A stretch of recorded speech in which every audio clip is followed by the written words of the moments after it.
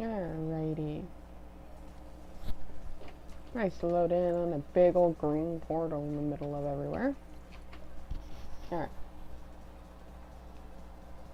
Gotta make sure that everything's running all nice and smoothly. Alright, so hello everybody. If I sound a bit groggy, it's because I just woke up. But today we're going to be doing a little, but not a lot different from what I did a few days ago. And even if I'm just doing a random stream, I'm just going to do a random stream. But I don't know if I'm going to be able to complete this because I'm still not feeling 100%, but I'm feeling okay enough to where if I can get on SSO and I want to train today, I want to stream it right now. So, but we are going to be starting off with my lowest level account, working up, and we're going to end off on my main. So here's what we are going to be doing. You can probably already tell by the link in the description, or not the link, the title. There we go. Yes, the title of the video. You can probably already tell what we're going to be doing. There is an actual challenge for it, but it's I'm such a sweetheart. Let me see if I can actually look up the challenge's name. But I have the chat with me. I am all prepared as far as I know. So let me see.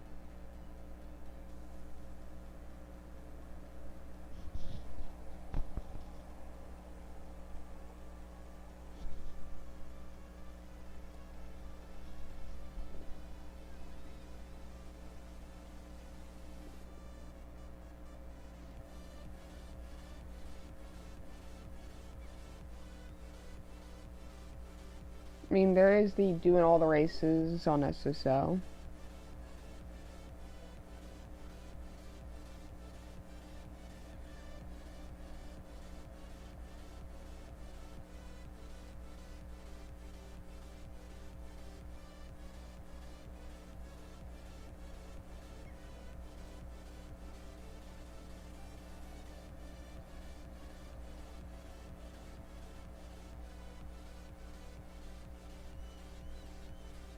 There's an all-nighter challenge, which I've already done, not the challenge itself, but I have stayed up all night playing SSO.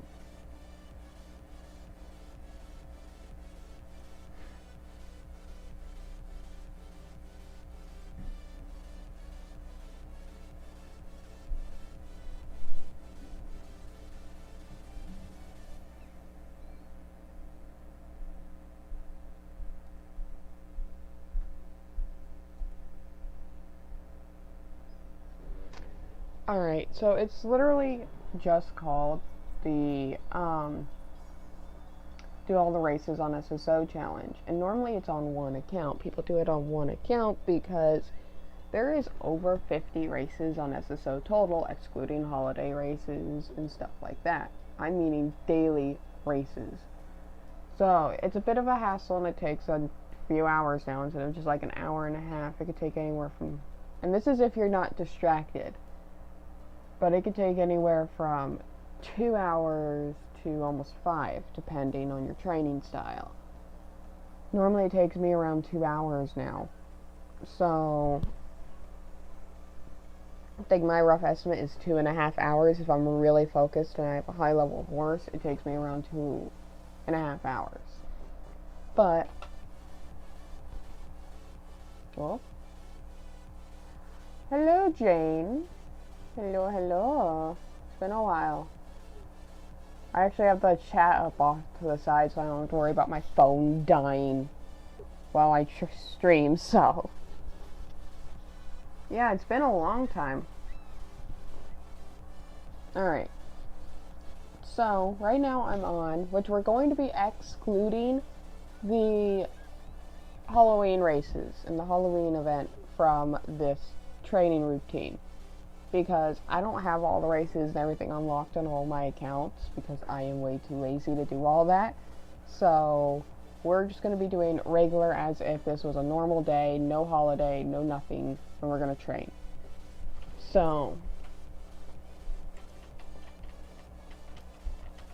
let me go ahead and show you this account because I'm not on my accounts very much, my other accounts, but this is my Sadie Wolf Mother. This account is based off of an OC, which most of them are, but an OC of mine named Sage, who is a wolf OC of mine. And I actually do have a story on this character, unlike my others, that go into each horse she buys and everything else. But before we get training, let me kind of just show you for like a minute or two. I also have a Nemo on my lap that's acting really derpy right now. Yes. Alright. So, on this account, I only have 4 horses. And I'm doing that on purpose. Because I am waiting for me to max this horse, this halflinger, and this one, this pony, before I get any other new ones. I already have my Yervik Warmblood max. So now we're going to be maxing Destiny here.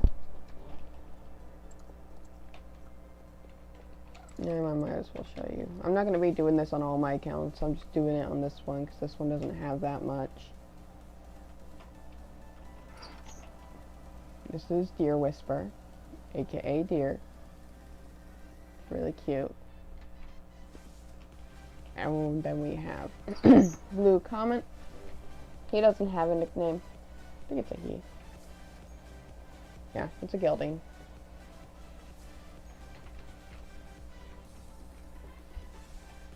Alright.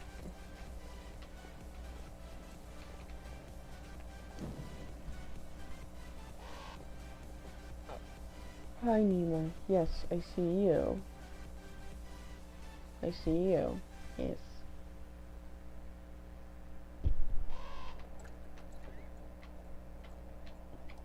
Gotta love to have that crow freaking squawking in your face.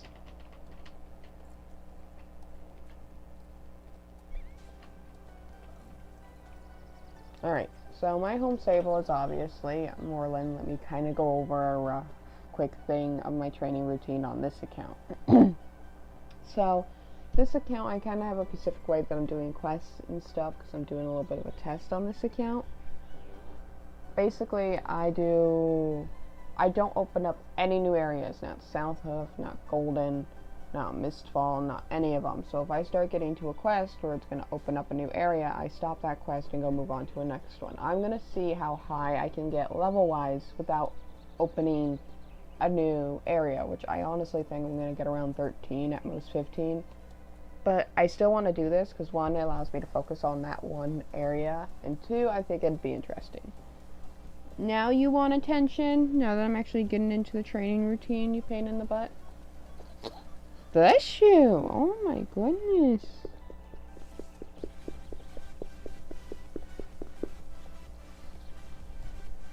But, let's see here. We're gonna be doing Moreland because that's the first thing I do. It's my home stable. Then we go up to Nilmer. Then Steve. Then, Windmill, then Marley, the racetrack, go up to here. Once I get the paddock here at my English is amazing, Manor done, I will trailer over to Fort, do Fort, then trailer over to Starshine, and I end off here at Fir Grove, I believe. So, yeah. This training routine will be relatively quick, because I think my horses are maxed on happiness. I don't know. Okay, I guess they're not. That's okay. They're high enough to where they're not going to be really slow.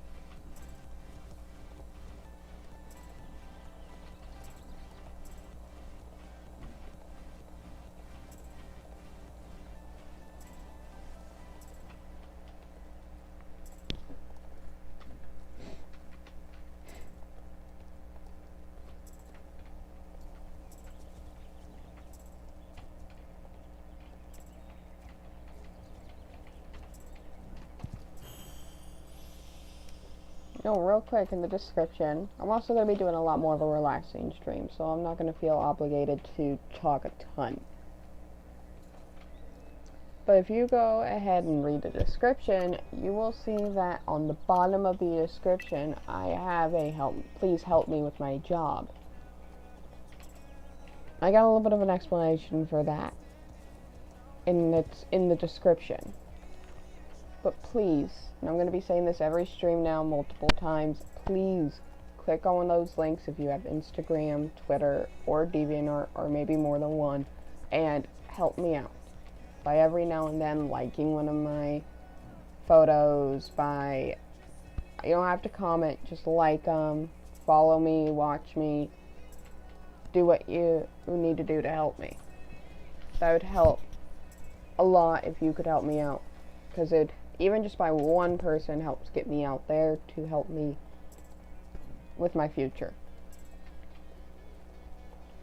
Now, time for a little bit of a story time, so you guys have something to listen to while I train. But, God, my voice sounds terrible right now. I'll get a drink after this race, because my water is currently not within reach, so I can't grab it and race it at the same time.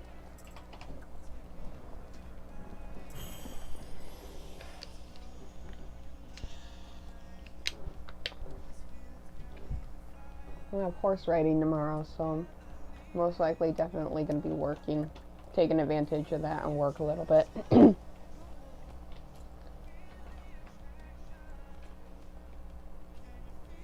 But, kind of to give everybody a little bit of a story time, I don't really like to say this on my channel, but it's not something that's hidden. It's not like it's a secret or anything, but I am a person with a disability. I have autism. And, that disability kinda I need to rethink my wording here.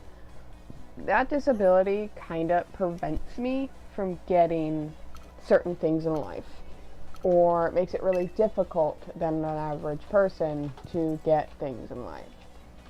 And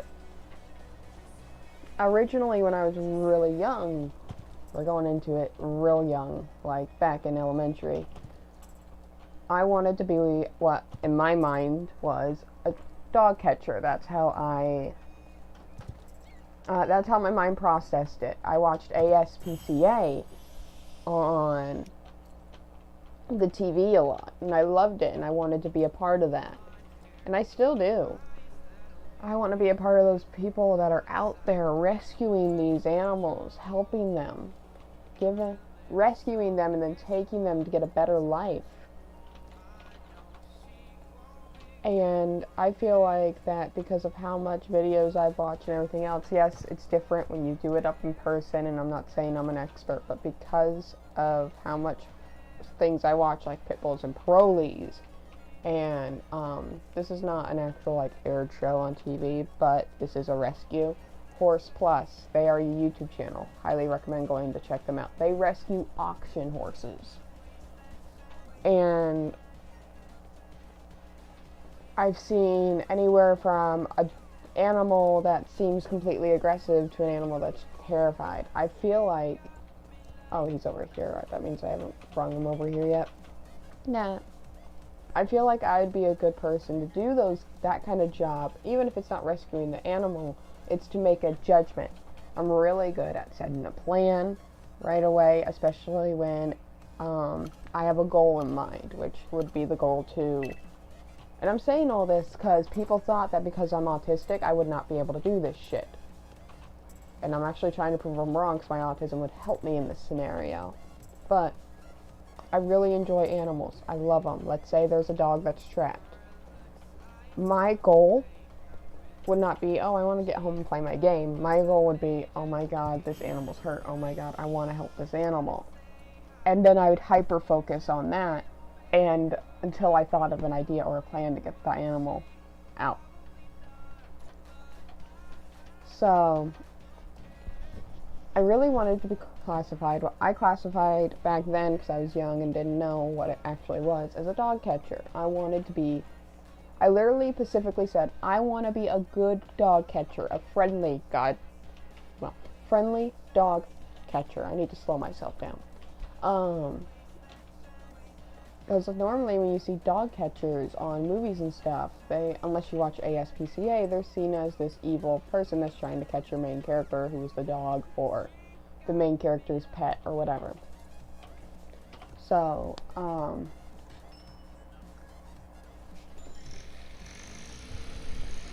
you sleep in the weirdest ways, Nina. I wanted to be a dog catcher for like the longest time. Then I found a vet, and I'm like, I want to be a vet. And then I found out all the blood and stuff that goes into it, and I found, at the time now, it doesn't bug me nearly as much, because I watch a lot of vet type shows. But, like Dr. Jeff, I do not recommend watching Dr. Jeff if you have if you can't see blood, or it's not gory like a horror film, it's just there is blood and stuff because they are doing surgeries. But I watch things like Dr. Jeff, and watching that kind of stuff has kind of desensitized me a little bit to the blood and shit, so but I wanted to be a vet, and I saw all this blood, all this stuff, and I'm like, I don't think I would be able to keep my composure with all the blood. I don't think I'd be able to actually work with all this, because I don't want to, like, go to surgery on a dog, get overwhelmed, and give up mid-through because of all the blood or something going on. So, thought that wasn't a good idea for me.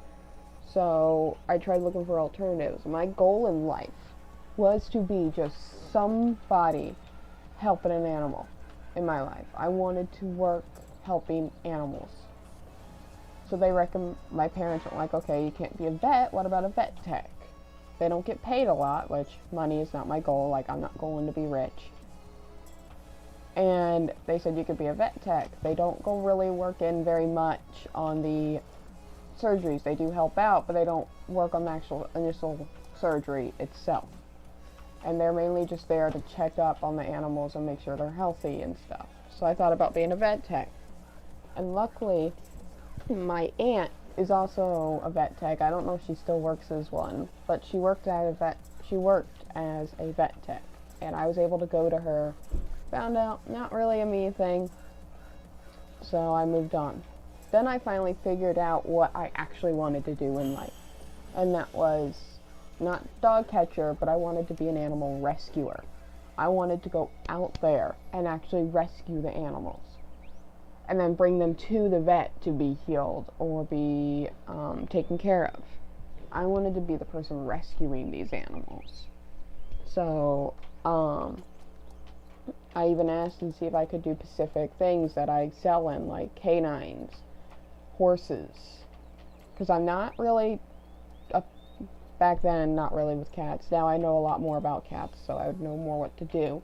But when it comes to rescues, I know a lot about horses, a lot about dogs, even like foxes and wolves and stuff. So I'd be able to help with that too. We are going to here. And welcome back. And I feel like if you're wondering, Jane, I was talking about my future job. If you want to rewind the video back a little bit, you can, or you could just kind of hang out and rewatch it later. But you'll get an idea of what I'm talking about as you listen in. But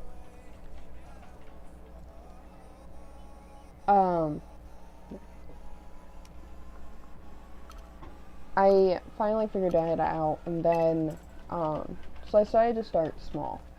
I was like 16, 17 years old, about to become old enough, and I wanted to help out. I wanted to get myself a reputation, not like a, oh my god, look, I'm famous reputation.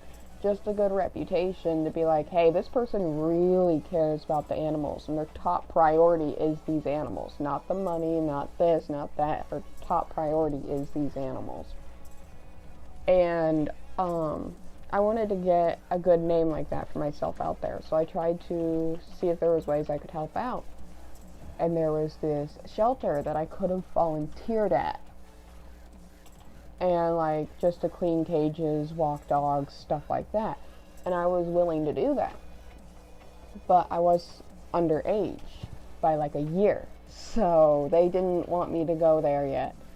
And the whole agreement, and this is the part where I really got, excuse my language, screwed over in a sense. Because in order to actually work there and start volunteering there, I would have to get good grades. So basically for the summer, I would go and work there. So my whole thing was get good grades, get A's, get B's, and if you getting good grades, and I think the whole agreement was to stay within the A range best I could. If I got A's, I would go and work there to help out without needing to be the correct age. And I tried my hardest to get good grades. I really did. And it really sucked because I had like 2 or 3 classes that year that kind of screwed me over. One more than the other. But basically, they didn't even really teach me anything. Or one of my classes, I had a teacher. I think we have a mechanical horse. Yeah. I had a teacher that did not want to help me on my work at all. Anytime I'd ask for help, they would ignore me and go help somebody else. And it was really frustrating because then I had to work on it on my own, and because I had no help with my actual assignments, and these assignments I could not bring with me home unless it was homework, I wasn't getting that good of a grade on because this was a class that I struggled in, and I was reassured that I was going to have help, and I didn't have help. So I had to work my ass off to try to do it, and I still only got like a B or a C. I forgot what class specifically that was. I think it was like some with finance or something. I know it was a math class of some sort. But, and then I had another class, which was also a math class. And this math class, my issue wasn't the teacher didn't help me or anything like that. My issue was the class students themselves. In this class, it was the whole thing to teach us about math, to teach us about, like, he literally was just a math teacher. I forgot what specifically he did, but I was able to tell him, hey, I really need help on fractions. I need help on adding them, subtracting them, all that stuff. I need help with that because that's something I've been wanting to learn, and I have not been able to learn because every time I get close to learning it, something happens and I can't learn it. And it's so hard trying to teach myself it on my own because my motivation ain't really high to do that. And, he actually tried one day to get up and teach it. He tried to get up and teach fractions, and I was into it. I was like, yes! And this teacher knew about my autism. He knew that I liked to multitask in a way that, I would doodle while I worked. And I have proven on multiple scenarios on teachers that did not believe that I was listening that I was. I had those teachers, so it was just like, hey, how about you answer this question? I'm like, okay, this, and this. Even if I got it wrong, I'd be like, well, you said this, so I thought this. I listen in better, actually, when I am doing something with my hands and stuff, and that's not that uncommon, and I hate it when teachers get mad at you for it. But yeah, I was doodling a little bit. I was doodling some wolves, and he was teaching. So I wasn't the reason for this, and another girl was taking notes. The rest of the class sat there, bored. One guy in particular really kept sighing, making it fucking obvious that he was bored. Sorry, cussing. But, and because of how rude the rest of the class was being, he finally was like, would you guys like to just do worksheets, or would you actually like to learn and have me get up here? And we had to vote by raising our hands. He said, when it was the actually learn vote, I raised my hand along with the other girl that seemed like she was taking notes. Because I actually do want to learn. But the rest of the class raised their hand to worksheets.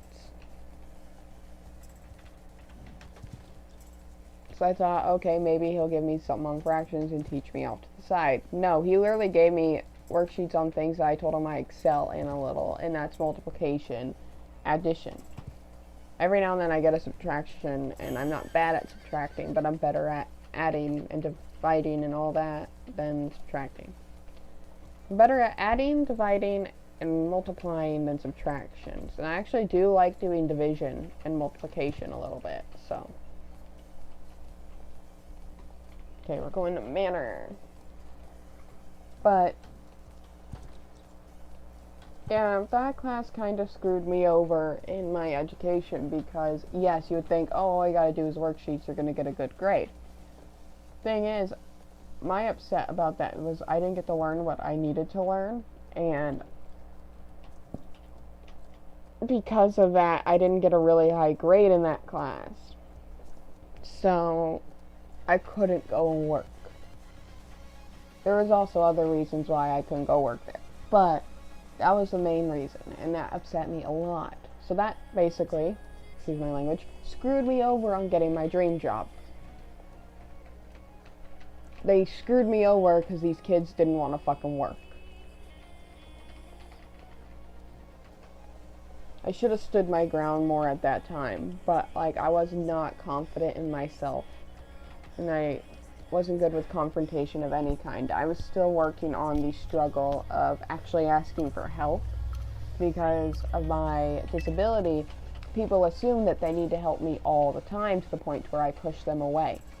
And that's a bad thing. Do not do that. Actually accept help. Just learn a comfortable in between where you can tell these people, hey, I appreciate you helping me, but I don't need help right now. Me, I was a lot more of that. Let me figure it out. Let me figure it out. Let me figure it out on my own. And, that was bad because I would push people away so much that the point where they wouldn't even bother helping me anymore. And the times where I really needed help, even when I needed help and I knew I needed to ask, I still would not ask for help. Not because they would ignore me, but because, like the teacher story from earlier, but it's because I had this thought process of, because I'm autistic, people expect me to want help all the time. And I don't want people to see me as this typical autistic person. Because I absolutely hated my autism back then. I fucking wish that, excuse me, language. I hated that I was autistic. I really did. I wished on multiple case scenarios that I wasn't, because my life was just getting worse and worse and worse because of it. And I hated it. I was seeing all the bad and not really much of the good when it came to my autism. I'm getting these congratulations, and I know for a fact I'm not actually beating my own score because I just resetted the times. But, oh, gosh. I didn't get that help, and at the time when this whole thing was going on, I was working on not my confrontational side, because I'm not confrontational. Especially back then, I was afraid of any kind of confrontation, and I would avoid it at all costs. I was a lot more flight than fight. And, I finally was starting to work on, like, asking for help and actually, like, being like, hey, I need help with this, even if it was something simple, because people kept telling me it's okay, they're not going to do it just because you're autistic. There might be a few people that assume that you need help because you're autistic. Just tell them nicely you don't need help and move on with your life. And I didn't know it was that simple at the time. So I was actually trying to ask for help, actually trying to do my stuff, which was difficult for me because for years and years and years I have been building up this mind state of, I don't need help, I need to figure it out on my own.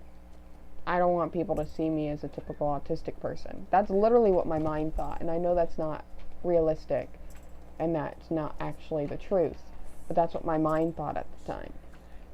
And I was trying to train myself out of that because I knew in the future I was going to have to ask for help. Like if I had a job and I needed to go ask my boss for help because I was so completely confused about something. It was one of those things where I couldn't just sit there and figure it out on my own or sit down and wait and hope that it would slide by. I would actually have to ask for help. So I was trying to do that, and I was already having a struggle doing that. So being confrontational with this teacher or the class and being like, I want to learn. I need this for my future job. And if we do this, you guys are screwing me over on my future. And I'm not going to have that. And me now would have, like, asked to switch classes or had my parents involved. Like, I guess it's such a simple thing, but such that simple little change screwed me over. Because apparently that wasn't enough to get me a good grade to the teacher. But,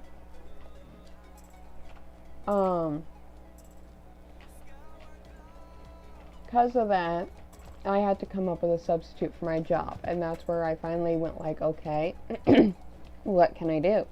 So I thought about doing something simple, like maybe just stocking shelves at Walmart, while I actually try to find a more decent job that I'd enjoy. And found out through my parents that if I work a job that makes me around over $500 a month, it can be anywhere from a part-time to a full-time, I'll lose my disability, or lose half of my disability of the money I'm making. Like, if I make $500 a month, I am losing $25 off of my disability money. And, or $2,500. $250, there we go. But,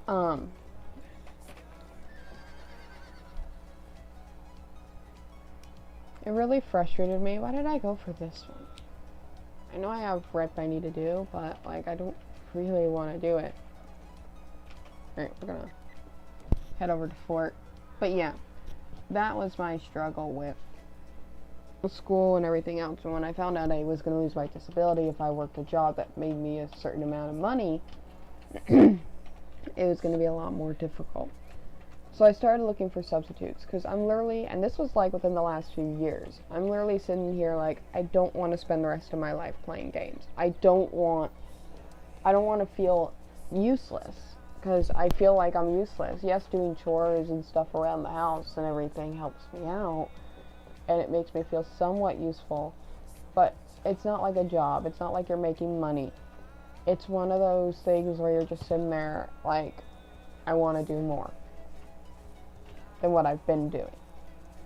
So I started looking into it, and I noticed my mom was doing Etsy. So I asked her about it, and it's, for my disability, it can be labeled as a hobby job, and it's something that helps me cope with things, which is true. So I looked into it, and I decided, let's not try crafts. Let's try crafting as a job, because I do like doing crafts, just not as much as my mom. And I found out, yes, there are a few crafts that I enjoy doing, but I would actually prefer not to do my majority crafts as my job. So, I mean, it was one of those, if I need the money, I'll do this, but I would prefer to try to find another job while I'm working on this. And then, this is where it got more into recently, is I thought about doing, like, drawings or little paintings and selling them as a one-of-a-kind on Etsy. Like, actual hand-drawn, hand-painted stuff. Because I want to do painted model horses, painted actual frames, stuff like that. Or canvases, not frames. And I really enjoyed that. So I'm sitting here, and I'm not, this is where it starts getting into my art. I'm not, especially back, like, I only just started to get confident in it. But for the longest time, I was not confident in my art. And I've been doing art for like 10 years now. And I was not confident enough to say that my art was good enough. I sat there like, no, people are not going to want my art. Look at it. It's not even that good compared to others. Luckily, I had such a sweet fiance over these 10 years, because literally he came in about after a year of me drawing, so I guess technically I've been drawing for like 10 years, getting into my 11th. But he has been with me for a good chunk of my drawing, I guess, years, and I thought about getting rid of, just to tell you how supportive he is, I thought about getting rid of a good majority of my old art. Because I'm sitting there like, I don't want to look at this. I don't want to keep looking at this every day. I don't want it. And he's like, I want it. I told him, you're joking, right? You couldn't want all this art. Look at it. Look at this drawing of this dog compared to this dog that I did at the time. And he said, I still want it. And one of these days you might thank me for keeping it. And this was years ago. I think this was around 5 years into our relationship. Ooh, level 10. And I actually put them all in an envelope and I sent him the art. He straight up saved my butt just a little bit, and I haven't seen that art in years. Absolute freaking years, and he still has it in an envelope in his room, and every now and then goes and looks at it. Which I still don't understand. Because I've sent him so much better art, I've made him so much better art, and he has that stuff. I believe we're going to Starshine. But,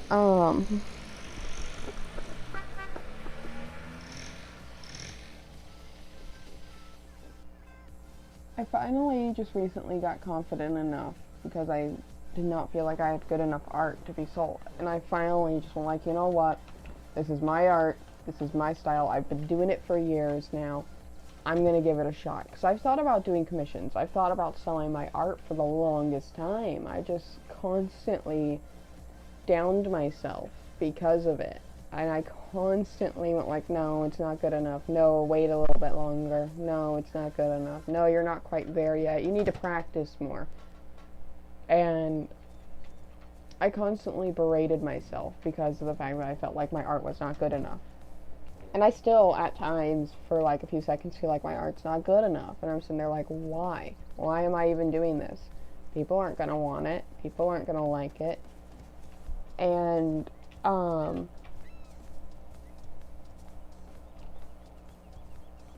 I finally got the confidence because I wanted to sell my art. I didn't know how. I didn't know if I was going to do commissions, if I was actually just going to draw it on paper and then sell it that way. I didn't know how I was going to sell my art. And then I finally decided I was going to do commissions because a friend of mine named Itchy actually gave me just that little bit more of a motivation to do it, because Itchy was selling his art and seemed confident in it and everything else, and I'm sitting here like, how can you be confident?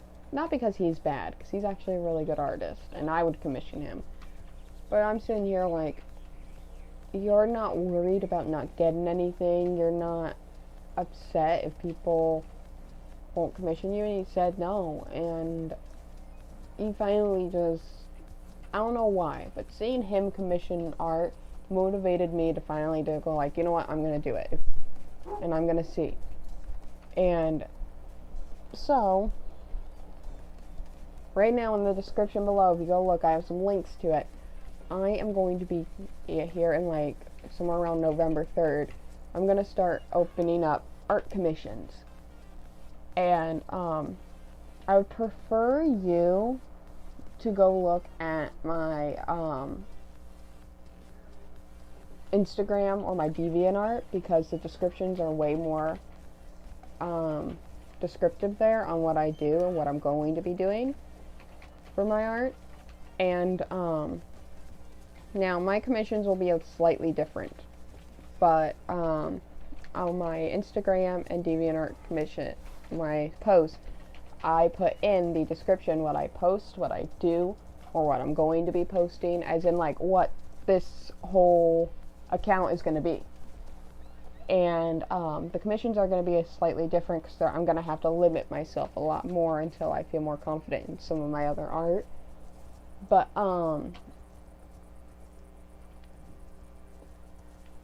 right now I'm planning to open up commissions November 3rd.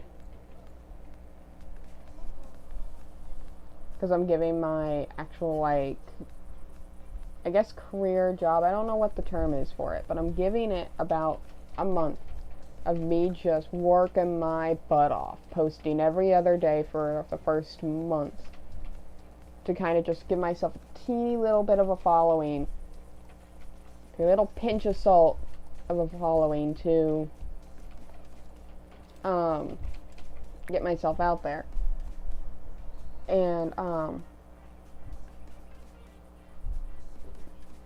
once November 3rd hits, there will be some changes in the posting schedule for anybody that it goes to that, because I'm posting every other day and you're like, yes, I get constant posts, I get to constantly see this person do art, whatever your mind thinks. It will be changing, but not drastically. This next upcoming month on November, I'm going to be not posting every other day, but I'm only going to be posting 3 times a week, which will be Mondays, Wednesdays, and Fridays. That way I open up some more time for myself, and I can actually take a day or 2 off during the week. But I could also use that time and work on commissions more, instead of having to worry about, oh, I have to post something up tomorrow, so I need to work on this.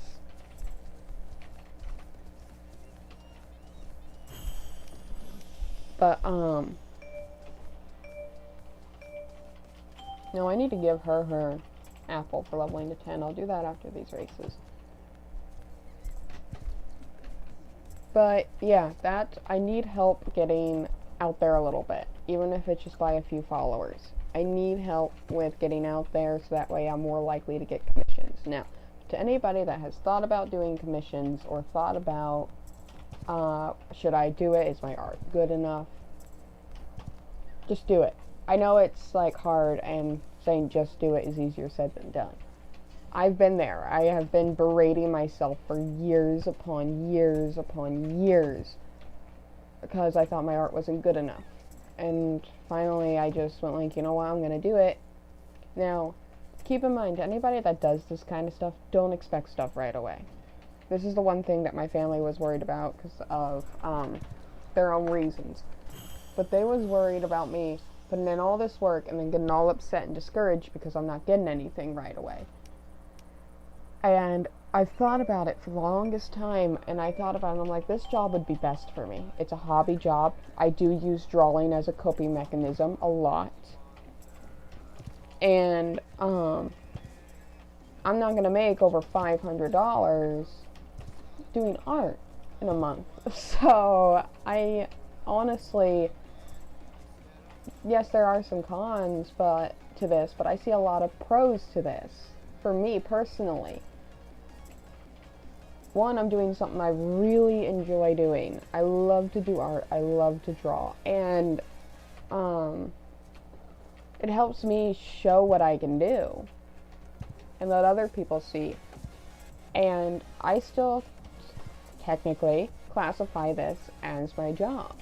Even now, yes, my commissions aren't open, but the moment I did that first post was the moment I started my job. And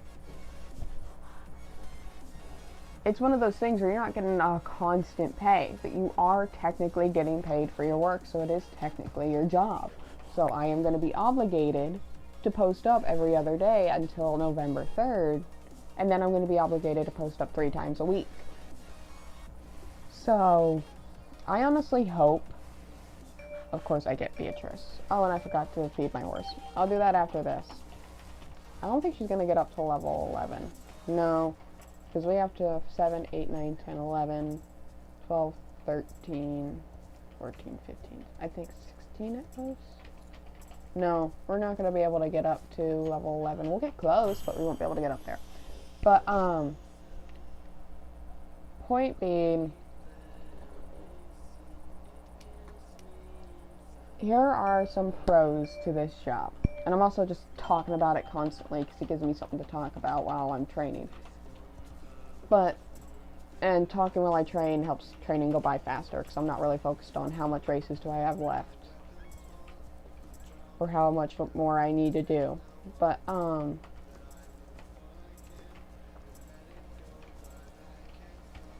here are some pros that I can think of right now, and I'm probably not going to think of them all, but one of the main pros is I'm not going to be expected to do constant commissions. And I'm already have a friend of mine that was super sweet, and she actually joins my streams from time to time. Her name is Albino. She normally joins my RDR streams, sometimes my SSO streams, and her name is Platy Admirer. I refer to her as Albino.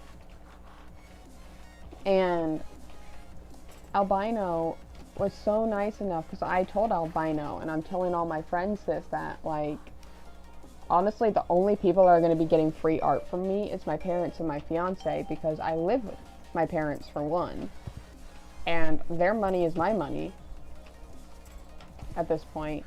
And all of my money, except for maybe a few bucks on each commission, is going towards either my home or something that I'm going to be saving for to make my job easier. And Albino was decided to be nice enough to be like, hey, how much would it cost to have you do this? And she asked me for a pretty big commission project. But it's something that we made some negotiations on. We talked about it, and we talked about a price and everything else, and she's going to help me. Her, most likely my Aunt Amanda, because apparently my Aunt Amanda wants to order stuff from me, which is surprising because she has way better art than I do, in my opinion. And the fact that they're even just willing to help me out just that a little bit, I did not expect people to be like, oh yeah, do this for me. Oh yeah, can you do this commission? Because I told my friends once I started this up this month that I wasn't going to be doing any drawings for free anymore. Like, for myself, here's a good example. One of the drawings that I'm doing right now, and I'm not going to go super detailed into it, but it's something that I wanted to do for myself. But, my friend Spider and I, we play RDR quite a bit, and she has a horse named Ivory, I have a horse named Nightmare, and I've thought about doing just some kind of drawing that involved Ivory or Nightmare with a foal. I don't know what kind yet, but I wanted to do that. And, of course, Spider's horse would be involved into it, so I was going to let Spider know, but this is not a drawing for Spider. Yes, it's something that I'd be like, hey, look what I did based on our horses, and it'd be cool for her, because I involved her horse, and she's completely okay with it. But it's not a drawing that I'm doing for her, it's a drawing I'm doing for myself, because I'm planning to do this for myself. This is something I wanted to do to post up. It's not a drawing I'm giving her, because this is my art. This is my art that I'm doing for myself, if that makes sense. But, let's give you an apple. Yum yum. But the pros to the commissions, in my opinion, is I'm not going to be getting them constantly. And my parents were worried about me not getting them constantly because they were worried it was going to upset me. And I'm literally sitting here like, no. I think the best part is the fact that I'm not going to be getting constant commissions. I think at most in my life, I'm going to be getting like 3, maybe 5 at the same time. That's at most. But, these commissions, because they're not going to be popping up right away, because it's going to be most likely long periods of time before I get even a commission, it's good for me, because then it allows me to slowly get into a rhythm, and allows me to,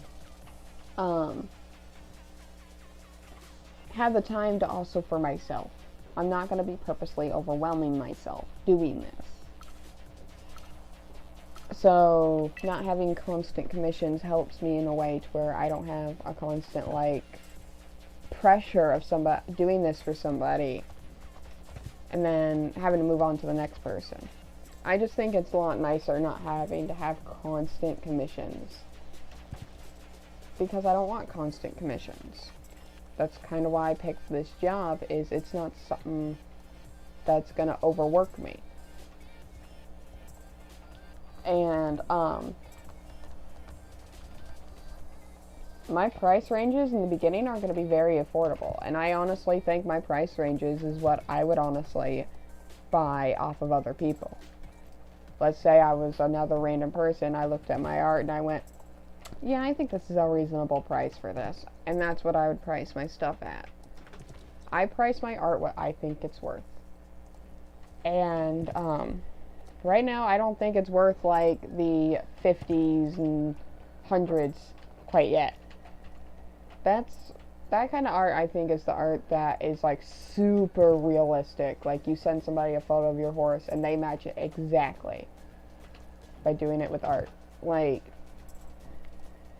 or you send your photo to somebody to get a painting of it done. That's like stuff that is worth anywhere from like $50 to maybe $100, $200, depending. And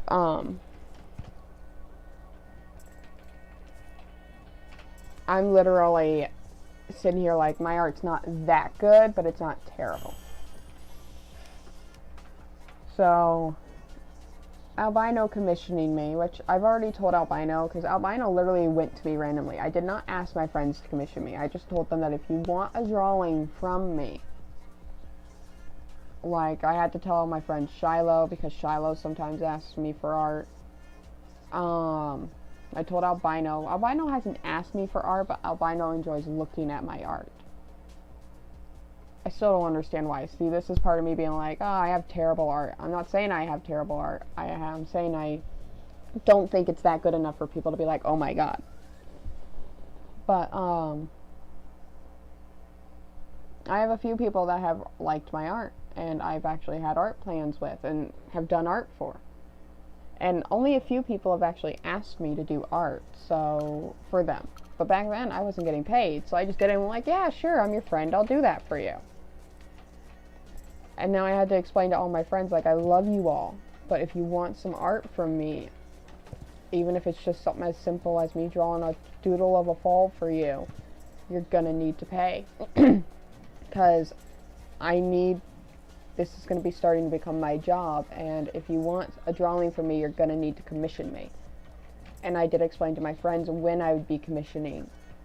It was more of a, like, it was mainly did it for a certain friend that I'm not going to mention in this one, you know who you are, that has already asked me to do 2 horse drawings, and I did this just in case they asked me to do a 3rd. And, those drawings did take me a little bit, so I did end up putting that in place just in case this friend decided to ask me for something else. I'd be like, if you want this, you're gonna have to commission me. I can't just do art willy-nilly anymore for anybody. Because my whole thing for the longest time, and I might still do from time to time, it depends on how close I am to said friend and family member, but maybe birthdays are the only days that I will allow them to have a leeway. But even then, like, it depends on how busy I am. Anyway, rambling. Point being, Albino is right now commissioning me. And she came out of the blue and went like, hey, how much would it cost to do something like this? I'm not telling you the exact commission, you're going to have to wait. Because me and Albino already have it planned that I will be posting it on social media. Because it's something that I've actually been planning to do myself to post up, and Albino just made it easier for me.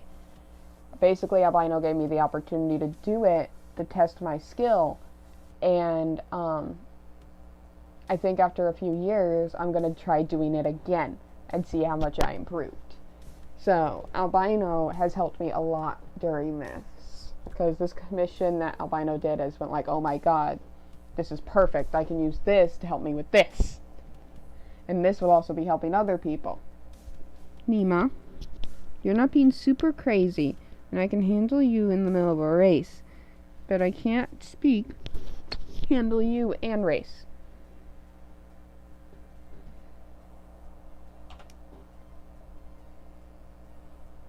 Okay, all of our races are done. This is where I'm going to ask the chat, and if chat does not respond, I will be asking my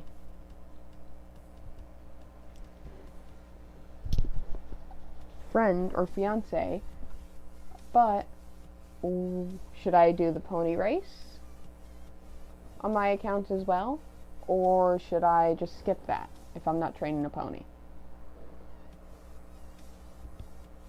I'll give you guys a few minutes to decide while I continue speaking. But I ended up working on her commission a little bit because I had some time on my hands, but I had to postpone it with her to November 4th to start working on it. I would say November 3rd because that's when I open commissions, but November 3rd is when I'm going to start posting up and making it known to the world that my commissions are open. So I need that day to set it all up. So I'm going to put it to the day after, which is November 4th. And that's when I'm going to start working on Albino's commission and most likely be posting it up on social media, because Albino actually was the one that was like, go ahead and post it up on socials. I didn't even have to ask. So, and when it comes to commissions, I'm already going to be posting them up. So, hi Nima. Nima's saying hi for a few. Hi. You look so derpy. You might hear her do a little bit of squeaky noises and stuff, and some of her sighs because she's right by the mic. But point being,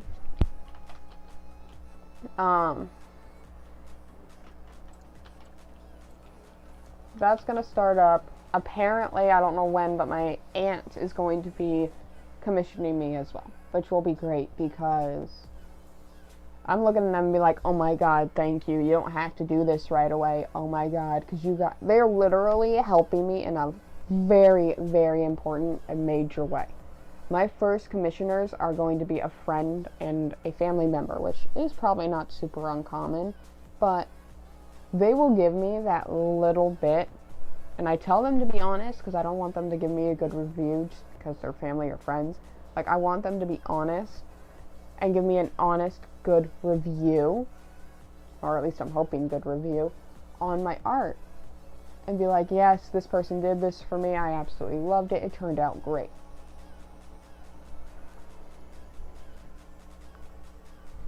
But,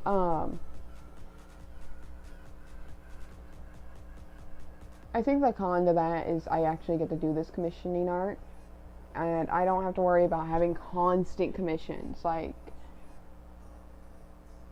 it will be nice, honestly, for me, because I won't have to feel berated and forced to do so much at once. I'm literally just doing art, which is something I enjoy and something I can do pretty easily. So, I'm okay with doing it. Another pro is, even if I'm not getting commissions, I still technically have a job to do. I have to post regularly and make sure I have art to post. So, like, yesterday I posted up Abyss and Silver Ashes Full. And I made that, like, I think a few months back. And the only reason why I posted that is because I could not finish my previous art that I was planning to post. So I'm like, okay, I'll post this art for now and I'll post the next one next day. So basically tomorrow I'm going to try to get that art finished by tomorrow and post it. So, but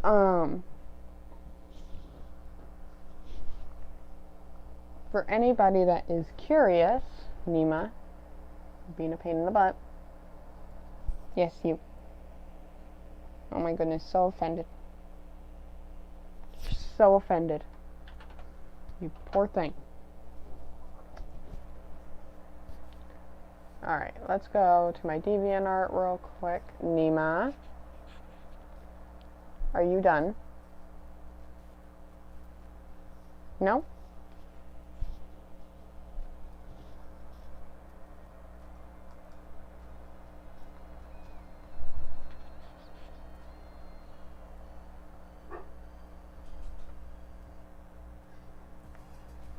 Alright, so... Oh, there goes dog barking. On this art, I have a few listings.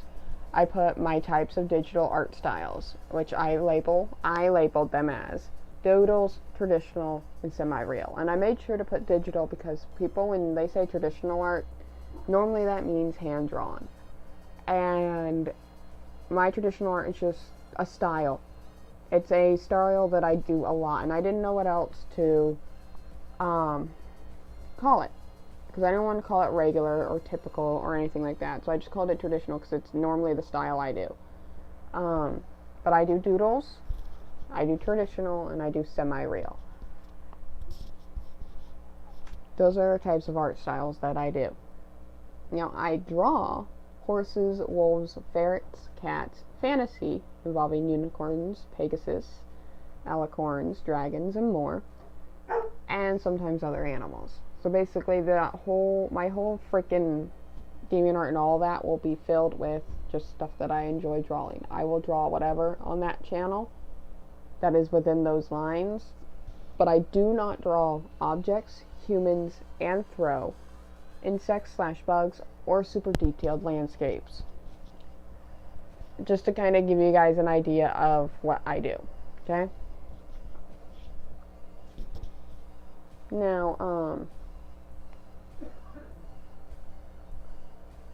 since we haven't had anybody respond, I'm gonna ask a friend of mine. Nima, do not dig your nails into my shoulder because I don't have any protection. I only have a spaghetti strap shirt. I don't have protection from your nails. I'm so glad I clipped them recently.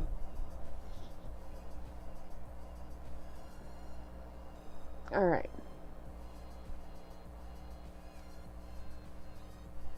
Let me ask. Ooh, who should I ask? I'm probably thinking too much on this. Let's see if Spider's awake. If not, then I'll ask my fiance. I almost pained myself. Whoever answers first gets to answer the question.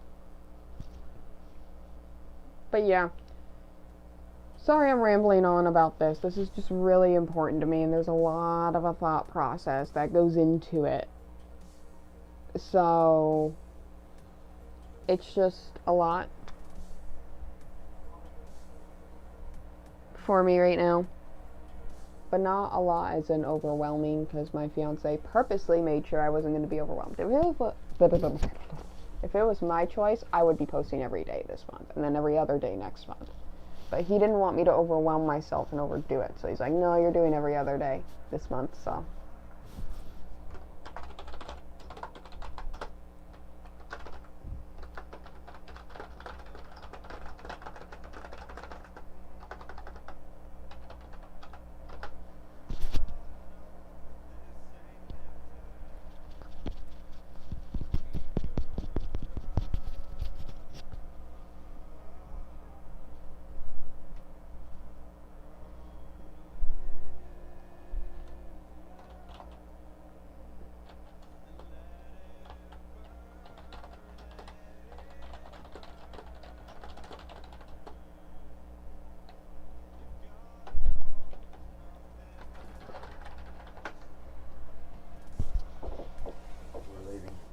Okay.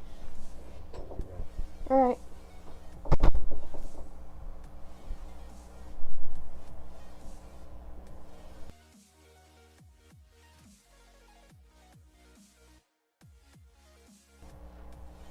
Alright. Okay, I'm asking my fiance. Once he answers, then I'll know if I'm swapping accounts or not. But yeah, I got Epic Destiny up to level 11, or no, 10, so I'm happy about that. I wonder where she started at.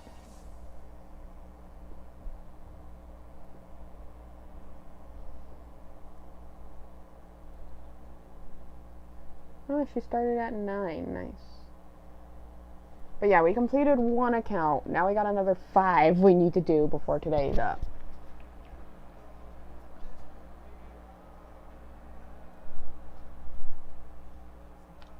Honey bun, respond to me. I shall ping him again because I am impatient.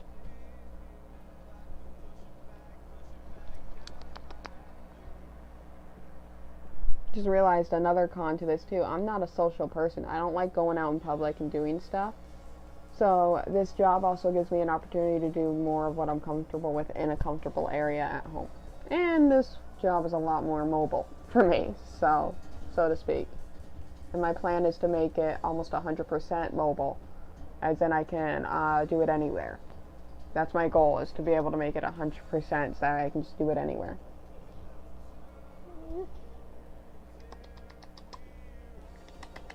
Nima. How dare you? You're ignoring me? How dare you, Nima? Ignore me in disgust. How dare you? God, I wish I had my face so you could see the fucking sass I'm getting from my ferret right now. So sassy. Are you gonna behave? Or am I gonna have to put you in the cage?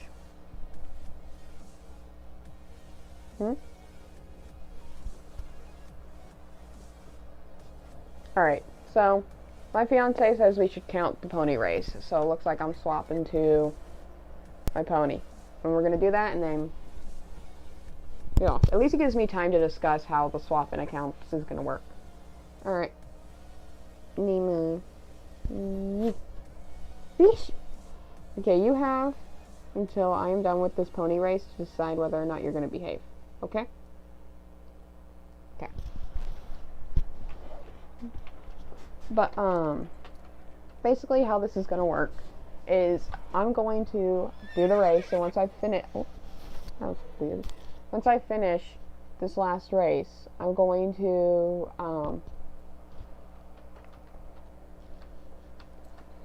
you'll see the screen go black for a few seconds, and I'm going to literally just log into my other accounts, because,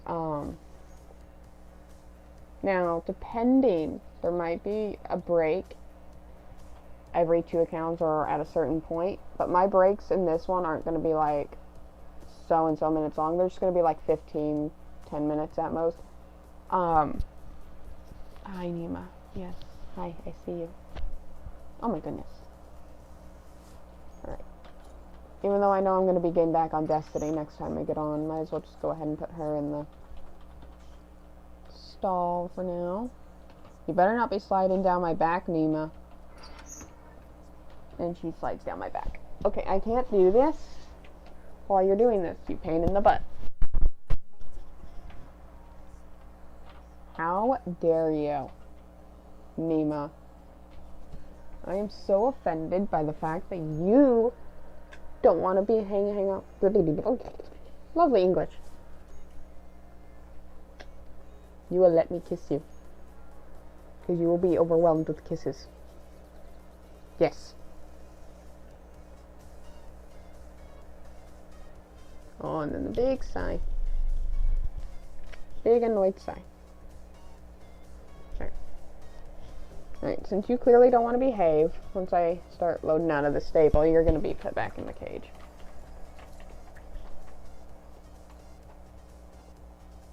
I haven't trained Blue Comet completely yet, because literally his 2 XP is just from doing the pony race, like, quest lines, so. Okay. Go on.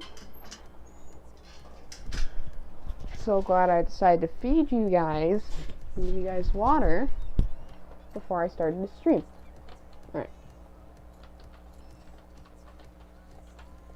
They should put like a little trailer area or a boat or something by the pony race.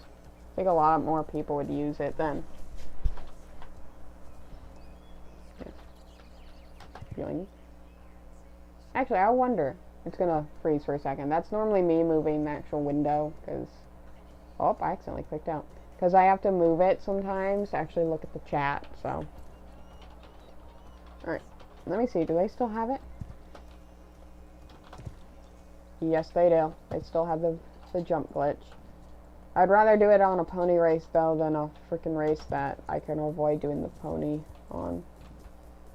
Like, I have so many of the other ponies I want to train, but, like, I know the moment I train them, I'm going to start getting top times on stuff, and I don't want to do that, not when they're glitched like this.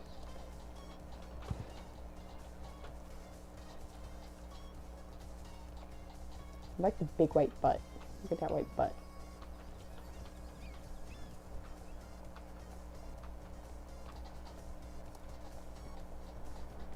Now, I don't think I have the icy race opened on any other account except for my main.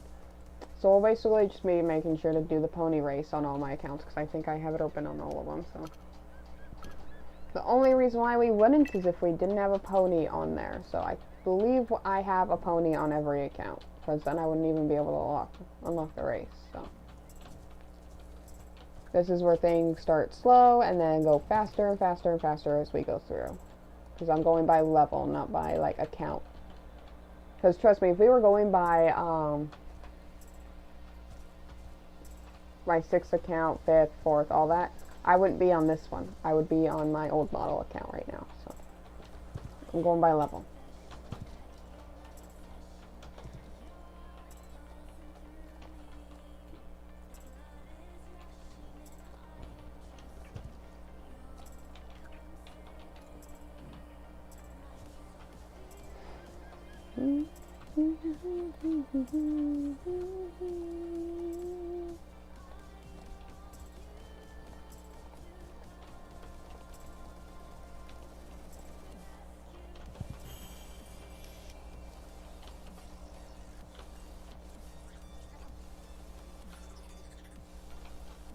Alright. So we got that done. Now, here pretty soon you're about to see the screen go black. That is not the stream glitching out. It is not anything bad. It is literally me getting off and swapping accounts. So we got a horse up to level 10, and Blue Comet just got up a little bit in level 2, so. Alright. Let me update my thing saying that Epic Destiny got up to level 10. Let's see how many horses I could train. That's what I love about doing these, is I'll get on all my accounts and do like a certain amount of races. Okay, I need to look up. I think it's my Roselia account. That's next. Level 13. Yeah, my Roselia account is next.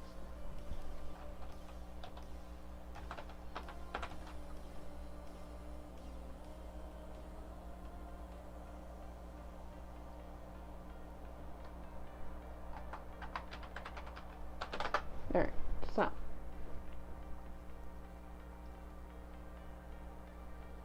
I'm waiting for it to load up. Just give it a second.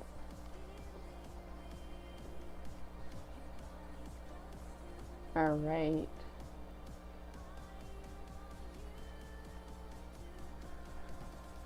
Just make sure I got everything all good to go. Yeah, I last fully trained on this account back last month almost. That's okay.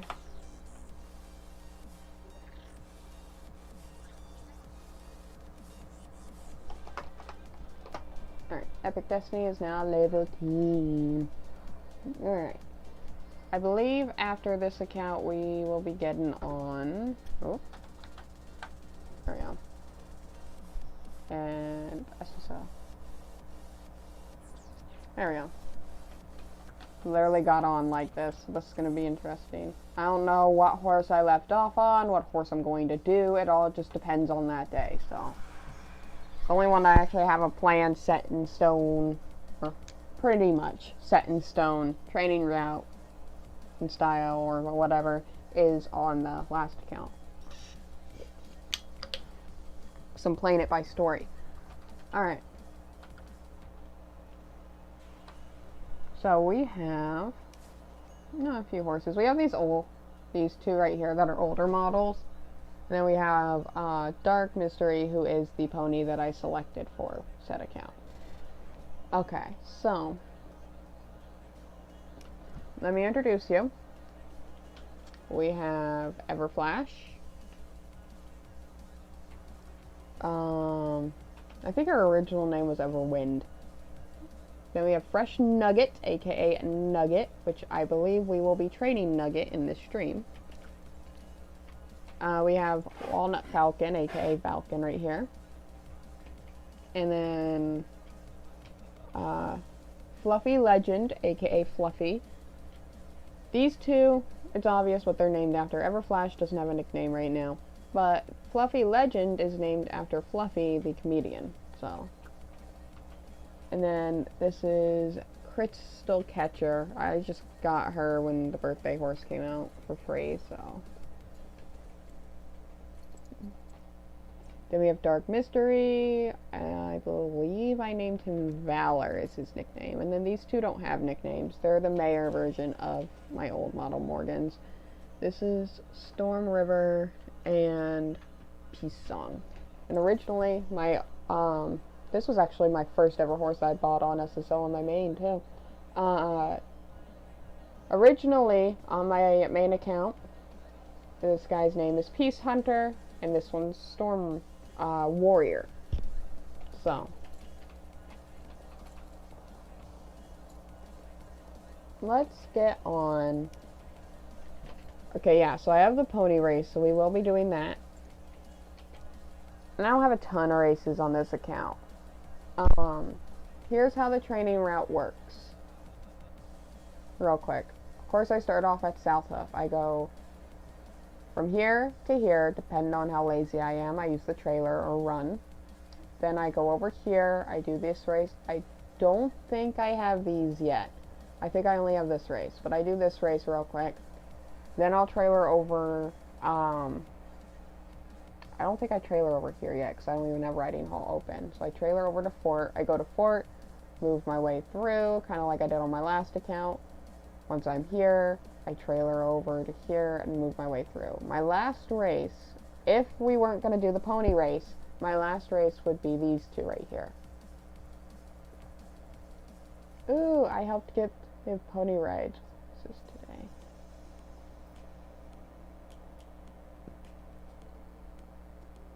Ooh, that's cute. That's great to hear. For anybody that has been here in the stream for a little bit, this Platyette Myra right now in chat is the albino, the infamous albino.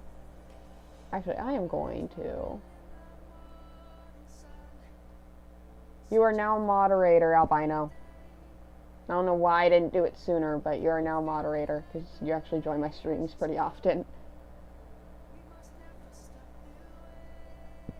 Albino!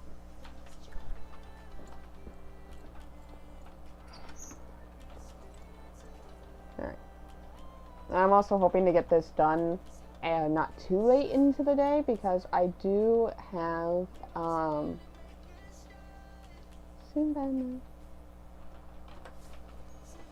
there we go. I do have a little bit of my work I need to do before the day's up, and I don't want to be staying up late doing that.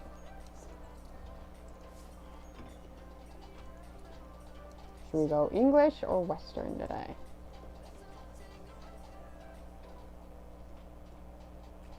Let's go English today.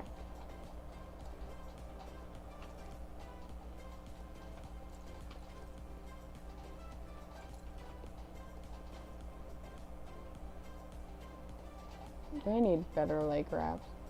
Oh, I was supporting the bisexual people on this account for a little bit. Yes, the horse's name is Fresh Nugget. And I know it's a bit odd, like right now, how the thing is put out and you can only like see this much. But it's how I have to have my window so that way I can see the chat right now, so. Yeah, but this horse's name is Fresh Nugget, aka Nugget. This is my Nugget.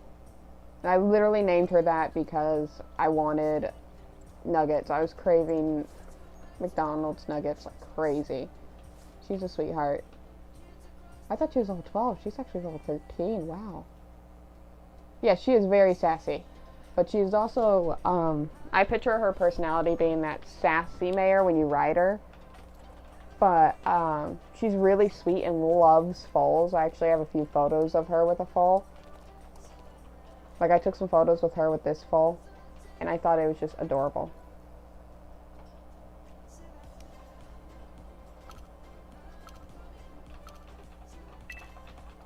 There's got to be a way I can make my window a little bit more different and be able to actually see stuff, so hang on. After this race, I'll try to figure that out. Oh, I did not mean to stop. I meant to press the X to get me that slowdown thing, and I am too lazy to have to restart the race.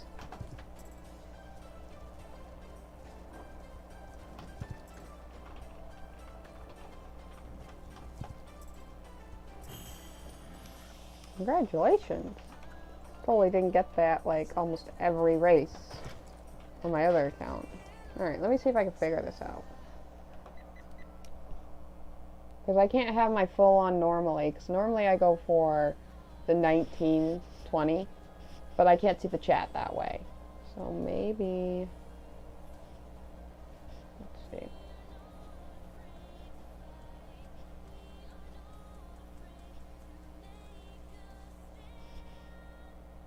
This might work. Maybe this 13. Oh yeah, I think this will work. Because then I can actually see your guys' actual full-on chats now.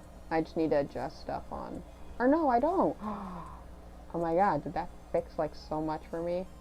Did that sooner. Yeah, it looks like that fixed like so much for me right now. I should have done that sooner. Alright. Let's get back to trading.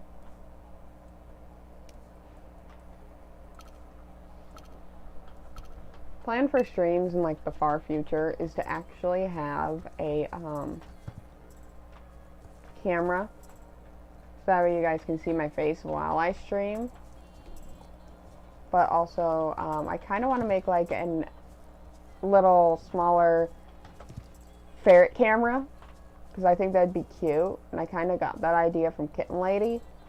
I kind of want to make like, because I plan to have an area of the house where the ferrets can roam freely, but I was already planning to have a camera automatically so that way I can keep an eye on them without needing to be at the house. Yes, Ferret. You missed it earlier. I had Nima out before I swap accounts. She decided to be a pain in the butt earlier. But I want to do a ferret camera, and it'd be really cute if I could just have randomly or like off to the side a little ferret camera so you guys could see him sleep or play or something while I do a stream. I don't know if I can have you hear a ferret right now. If you stick out in the stream for a little bit, I might grab out Tilly and see if she wants to talk to you guys a little bit. Yeah, let's trailer.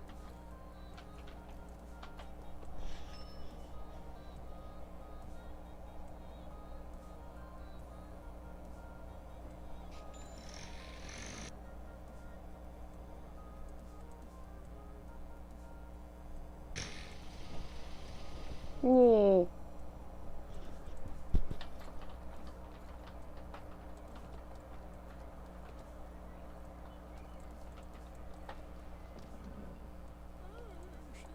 You talk too much. Hermit's a nice guy, he just talks too much. Has been teaching. Oh, that's so cute. Having a little kitty meow on the phone on command.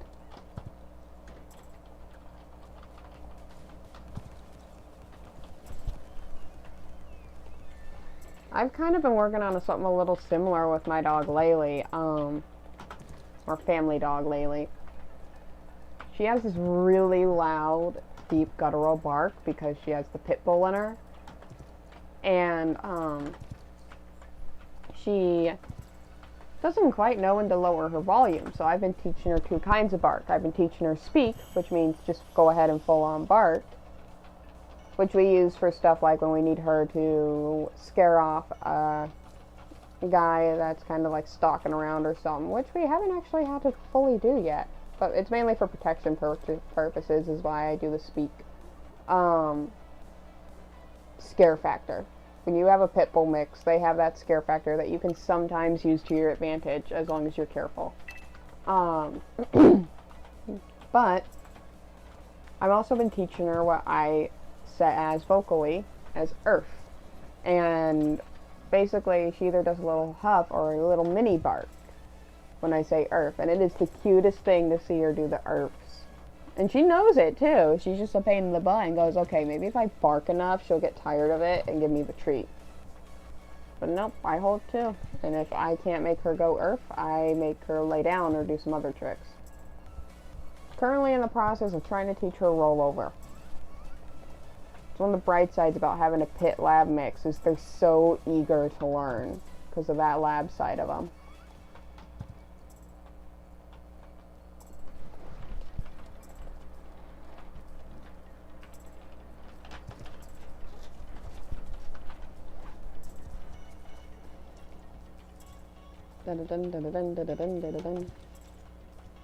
Oh, and by the way, yesterday, Albino, if you could still hear me, I wasn't, when you messaged me saying that you could get on RDR, I was busy helping my mom at the time.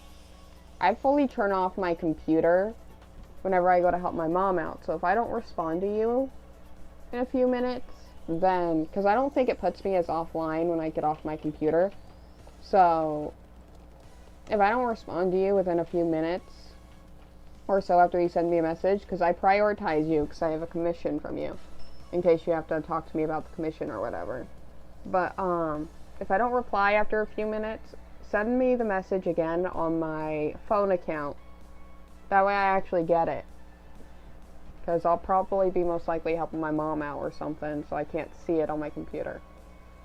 We are going to Jarl.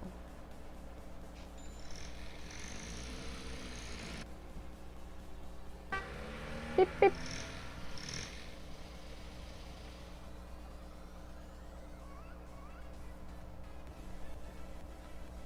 Okay. Oh. Thank you, computer, for being a pain in the butt.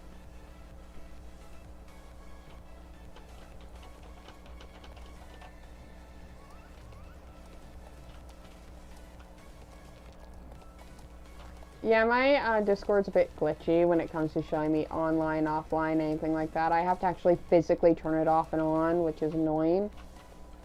So, albinism privilege. Yes. Albino privilege. But yeah, if you send me a message and I don't respond, even on RDR, I try to respond to you within like the 5-minute range because I'm trying to keep in contact with you about stuff. If I don't respond to you, message me on my phone, and that way you're positive that I see it. Because sometimes I look at your messages and I can't respond right away. But I would rather at least be able to actually see them than be sitting there and be like, oh, Albino messaged me when I load up my computer. So.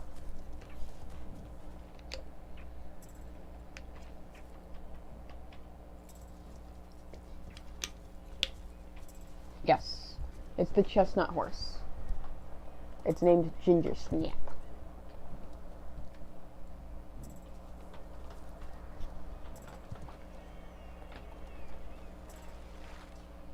I might change it at some point because I've had it as Ginger Snap for a while now.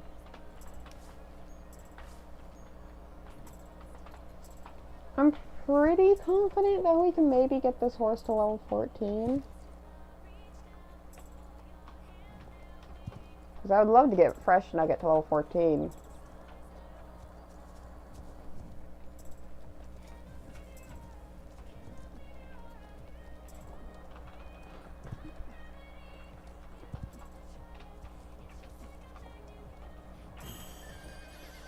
Well, saying Ginger Snap isn't giving much away as long as you're not actually revealing the whole hashtag and everything else.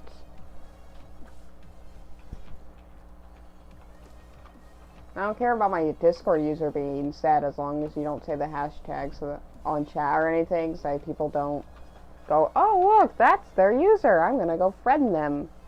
And I get a random friend request from possibly a stalker or something.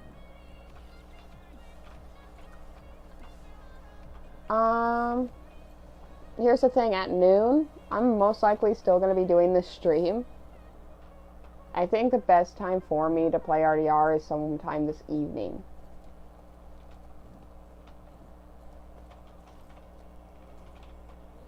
I barely remember mine. I have to go and physically look every time. The only one I remember is my main, and that's only if my brain decides to work that day.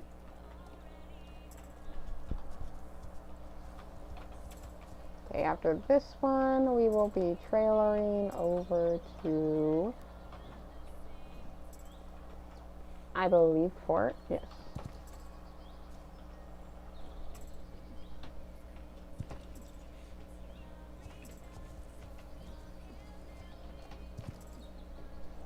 I don't know how long this stream is going to be, but I'm hoping, because my parents are currently out shopping, and to any other female, you'll probably get what I mean by this if you're old enough. But my Red Angel Misery decided to appear a few days ago, so they're out shopping. I'm hoping they'll get me some snacks and stuff, and I'll probably definitely be eating those during stream, so...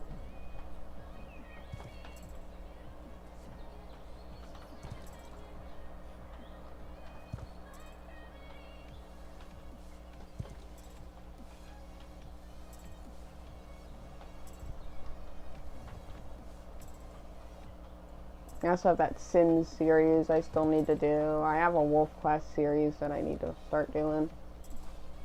I got so much I need to do.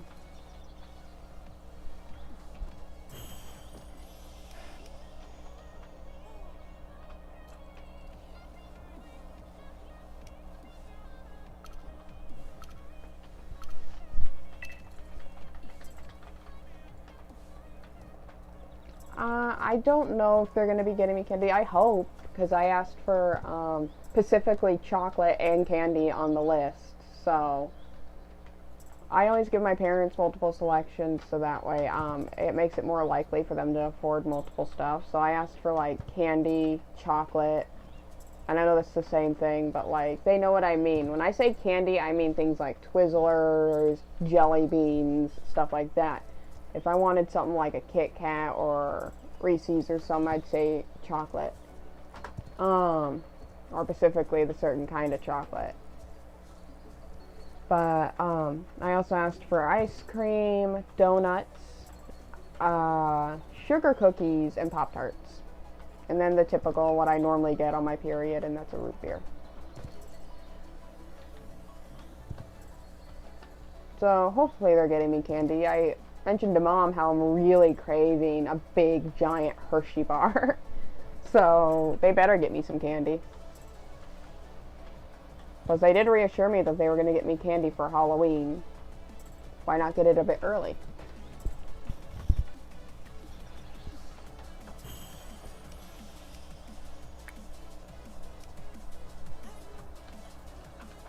Alright.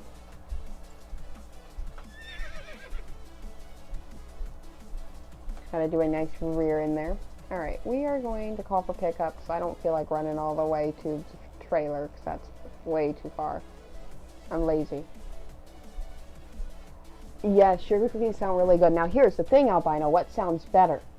I have a question for you. Just normal, natural sugar cookies? The ones, I don't know if you'll get what I mean, but the ones without the frosting, but are sprinkled, and have like the really cool shapes? Or the frosted ones? What are you craving more? Because personally, I'm craving those sprinkle ones. You want to know what I'm really craving? My fiance's mother's sugar cookie recipe. And I've been waiting for him to get those damn sugar cookies for me. Why did I come into my stable? We're gonna go out to my stable.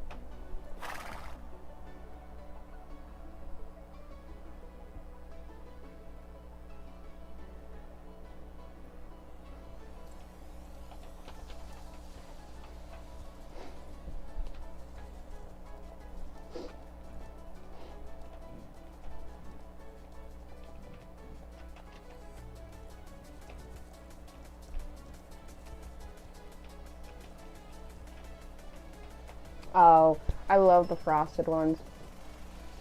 Okay, let me go to Fort real quick. The frosted ones are really good, and I'd be down if you got me them randomly and they just arrived to my house. I'd eat them all within that day. But especially if you got me a big pack, ooh, that would stay me over for like maybe 2 days. But I love them. But because normally when I ask for sugar cookies, my parents get those, I kind of wanted something a little different. It's not because I'm tired of the cookie itself. It's just because after eating something enough times, you're sitting there like, okay, I need something new. So now when I ask for sugar cookies, I'm asking for these more sprinkled ones because I do like those. I like the, for any people that like ASMR, you'll understand this a bit better. I like the crunch sound when I bite into them and stuff. Provides me kind of my own ASMR, plus they taste delicious.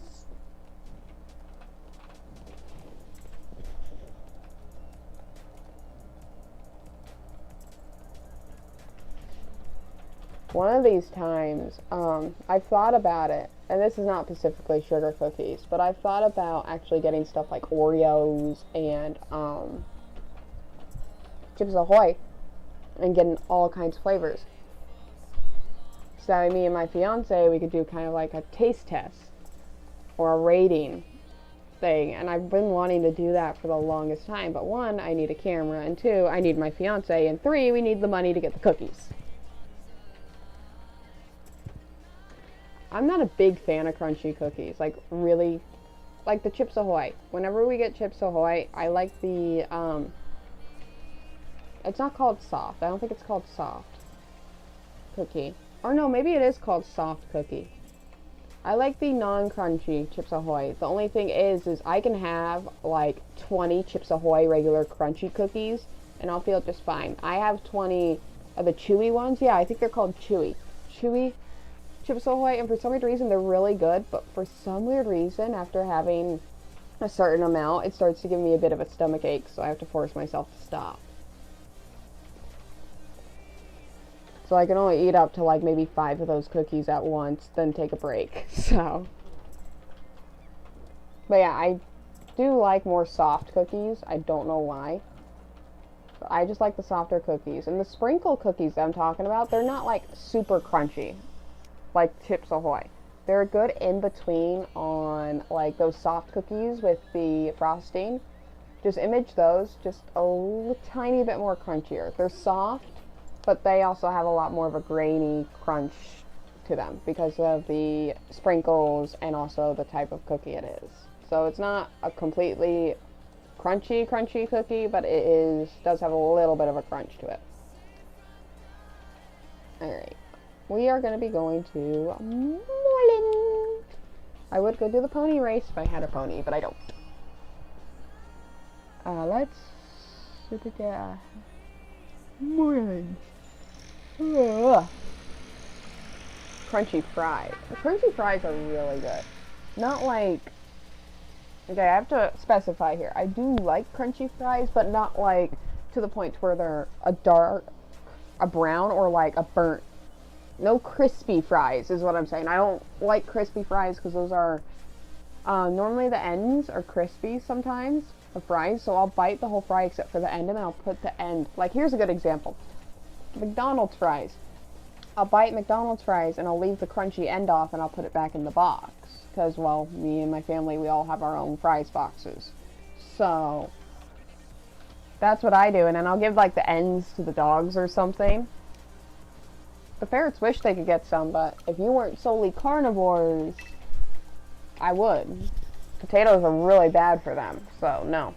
If I had like an unseasoned piece of chicken, then I'd give that to them, but no. And even then, there's a lot of specific stuff when it comes to ferrets, because you have to be very careful with them. But I like, not soggy soft fries, but I don't like overly like crispy crunchy fry. I like that good middle.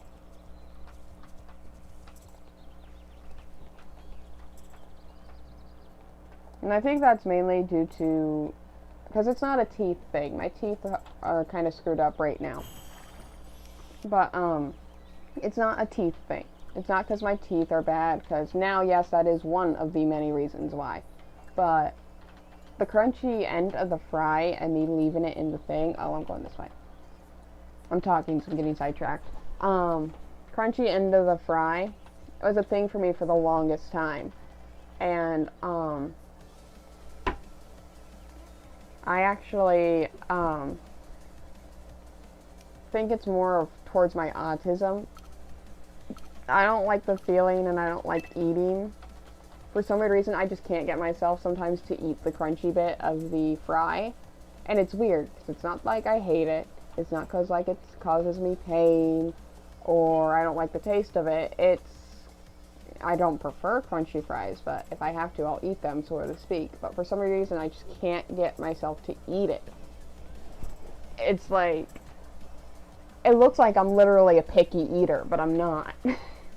Because of how I do it, you would think I'm a picky eater.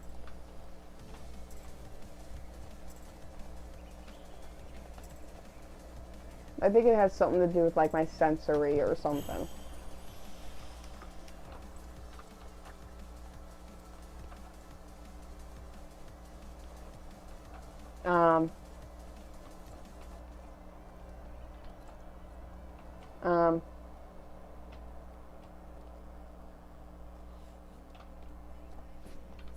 Ooh, crunchy and soft, especially if you can get those thick fries and make them a bit crunchy on like the outside, and then you have that nice, really good soft inside. Yeah, I like the really thick fries when they're crunchy on the outside.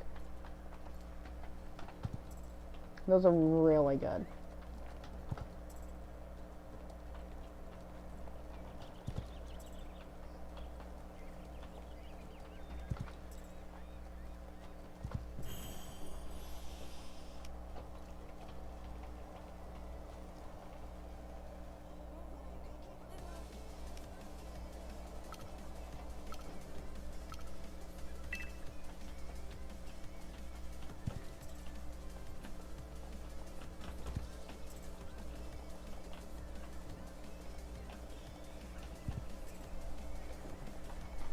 That's why I said I like that good middle. I like that, not super soft, but not super crunchy. That good middle for a fry is normally my go-to. And it kind of makes it difficult because majority of my family likes crunchy fries. So whenever they make fries, I'm like biting the middle because I can't get myself to eat the crunchy bits.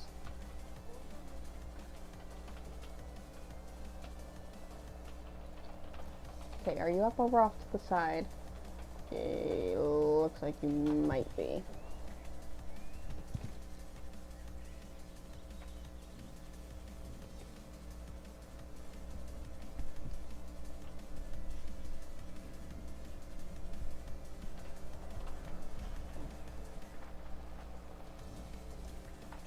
You want to know soft fries aren't really good? It's the soft fry. Because yes, normally McDonald's fries are soft. But with that little bit of crunch if they get it right. But I hate it when... Okay, you are over here. I hate it when you can't finish your fries, so you put them in the fridge, and then you grab them back out, and they're all soft and cold. And even when you warm them up, they're still soft. Yes, it's still a fry, and it still tastes good, but it's not as good because it's not fresh. I like fries fresh out of the oven, fresh out of the fryer.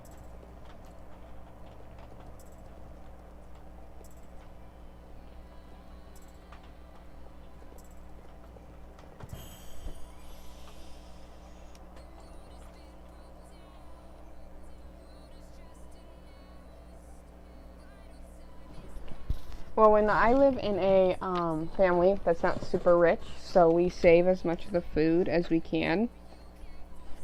When we have McDonald's, we don't get fast food very often. So the whole thing with McDonald's, and I'll continue training in a second. I just got a part of my nail that's being a pain in the butt, so.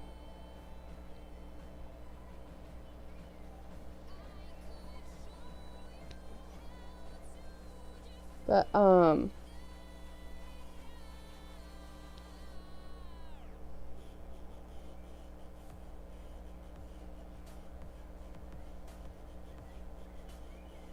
we've learned to save as much food as we can. So, even if it's just a little bit of a fry, saving it can mean a huge deal. Because then you got, like, breakfast or lunch with maybe a little bit of something else for the next day. So.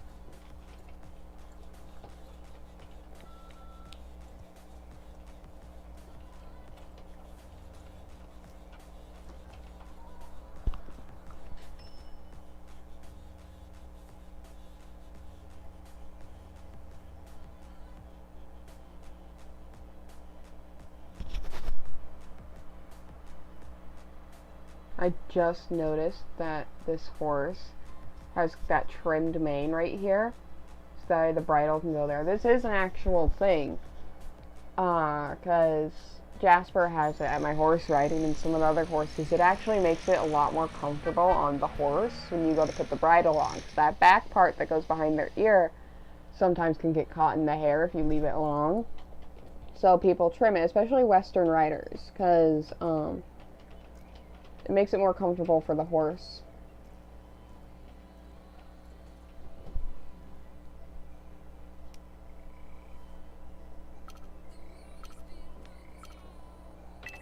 Well,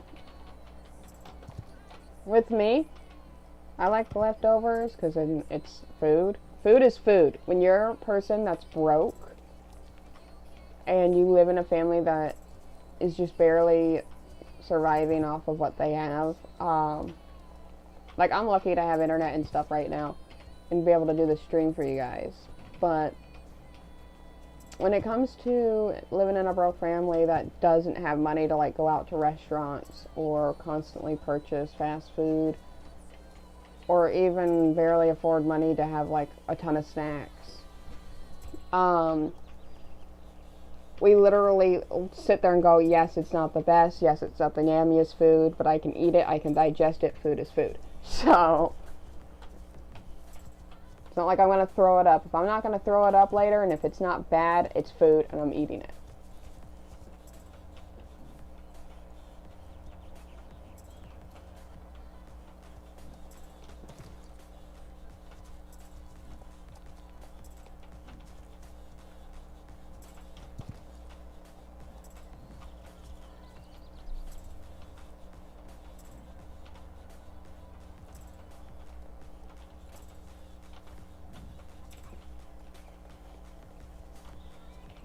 Oh.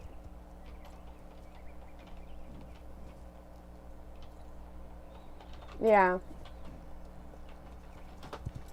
I have, and I'm going to refer to them as ex-friend, and I don't even know if they still watch my channel. I don't think they do.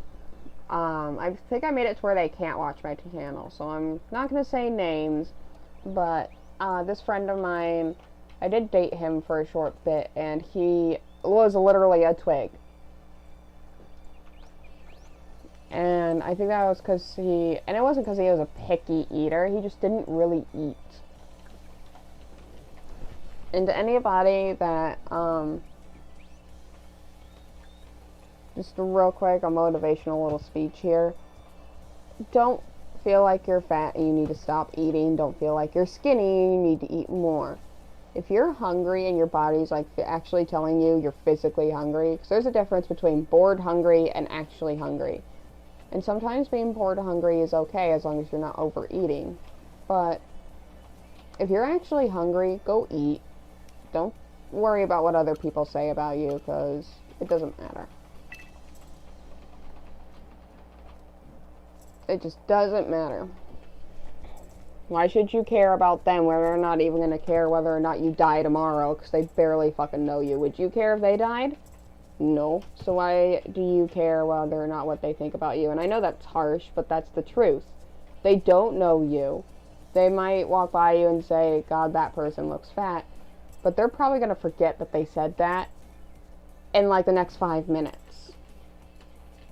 And you barely don't know them. They don't know you. If you get run over by a car the next day, they're not going to care. They don't know you. They're not going to feel sadness. Yes, it sucks that you got ran over, but that's the truth. And it's the same for you. You don't want people to get run over. It's not like you want them to get run over. It's not like you're looking at it and go, oh, well. It's just more of a, you don't know the person, so you can't make yourself sad in a way of, like, losing a family member or something, or losing your pet. It's more of a, yeah, that sucks. Like, sorry that happened to you, kind of thing. So, doesn't matter.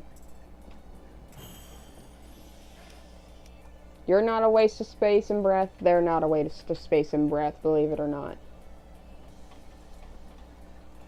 Let them believe what they want to believe. The more of an asshole they be, the more karma will bite them in the ass. So,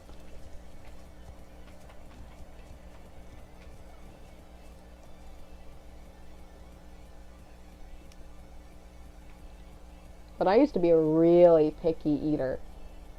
And that was because because of my autism and stuff, things had to look and smell and everything a certain way, or else I would not eat.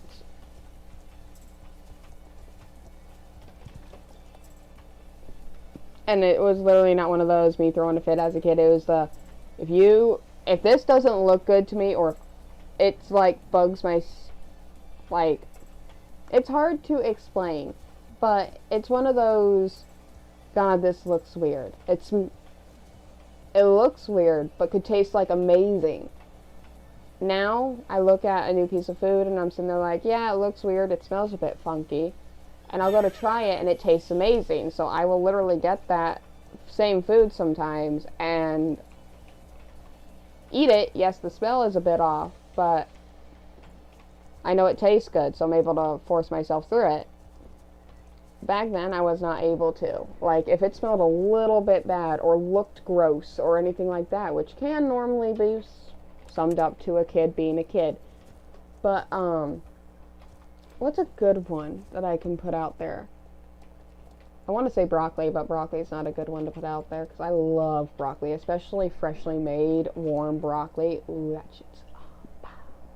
And if it's not broccoli that has been cooked, I want it with ranch. Anyway, but, it starts with S. It's like an SP. Keep forgetting, but it's a green that you cook, and it looks gross. It looks like literal puke or shit, but it tastes amazing to me. And when I was young, I just couldn't get myself to eat it because the texture of it, the way it looked, the way it smelled. Asparagus, there we go. Yeah, asparagus. I just couldn't get myself to eat it, no matter how hard I tried, to the point where I would go into a full-on autism meltdown. And, I was a picky eater when I was young. And it kind of wasn't my fault. And over time, I've started branching out more and went like, oh, so this actually tastes like this. Why didn't I just try it before? And, you know, I've gotten more and more willing to try new things. So I'll look at something new and I'll be like, ooh, I want to try that. Even if it's just one bite of it. Now I'm more intrigued into trying new things.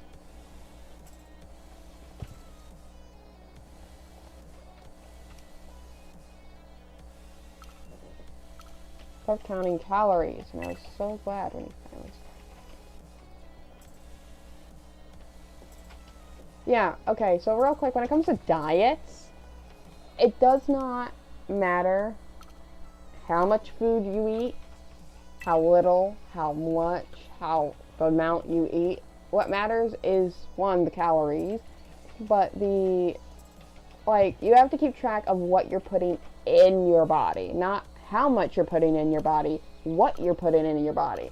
And I don't mean like go eat veggies and stuff like that. If you enjoy eating cookies and sugar and stuff like that, go do that. Just don't eat too much of it.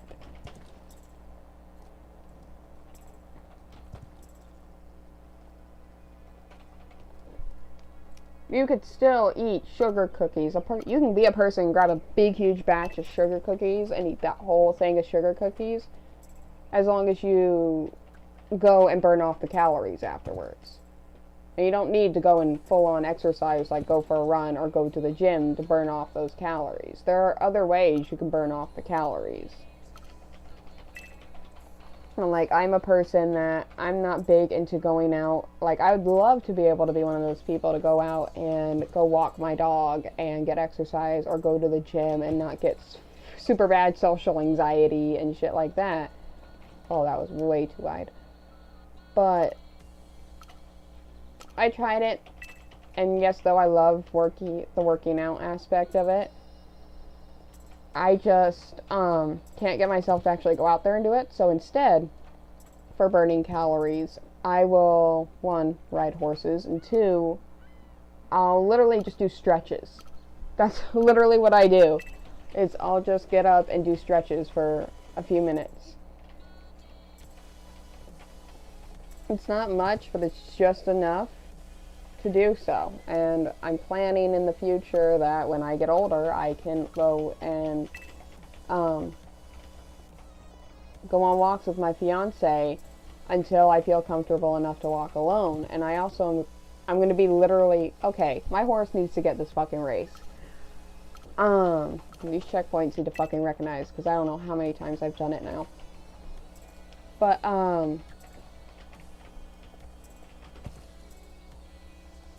we are planning to get me like a guard dog. And not an aspect where, if I say bite off his dick, the dog's gonna bite off his dick. It's more of a, I want like either a pit bull or a scary looking dog. I want my scary dog privileges, and that's kind of what my fiance is until I can get a guard dog. I'm gonna be taking that guard dog out on walks, which will be classified as my walks, my exercise. And,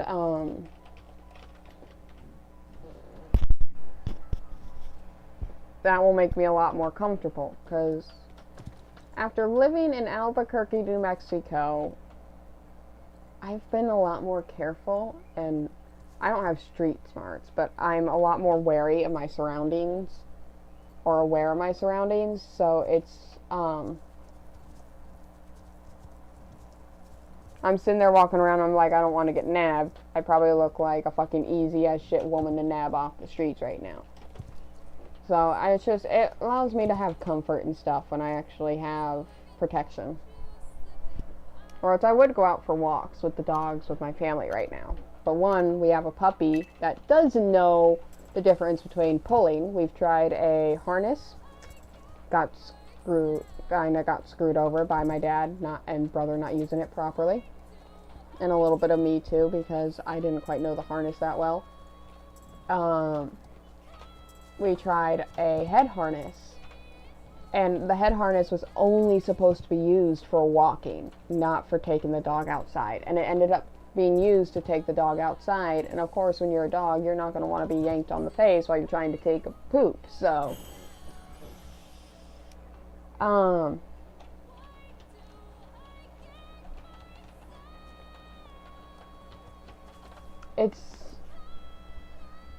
I think at that point, we have what we call all the, it's those kind of leashes that tighten the more the dog pulls, and we thought, oh, that would work. But my brother constantly used it, and my dad constantly used it, and they kept putting it on the dog wrong. When you put that leash on the dog, like, pretend this horse is a dog, real quick, okay? You would have to put it literally along here. Up by the ears, down by the neck area right here.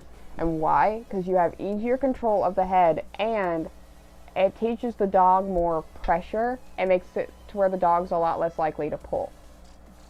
And it also makes it safer. Especially if you're careful, it's a lot safer for the dog that way.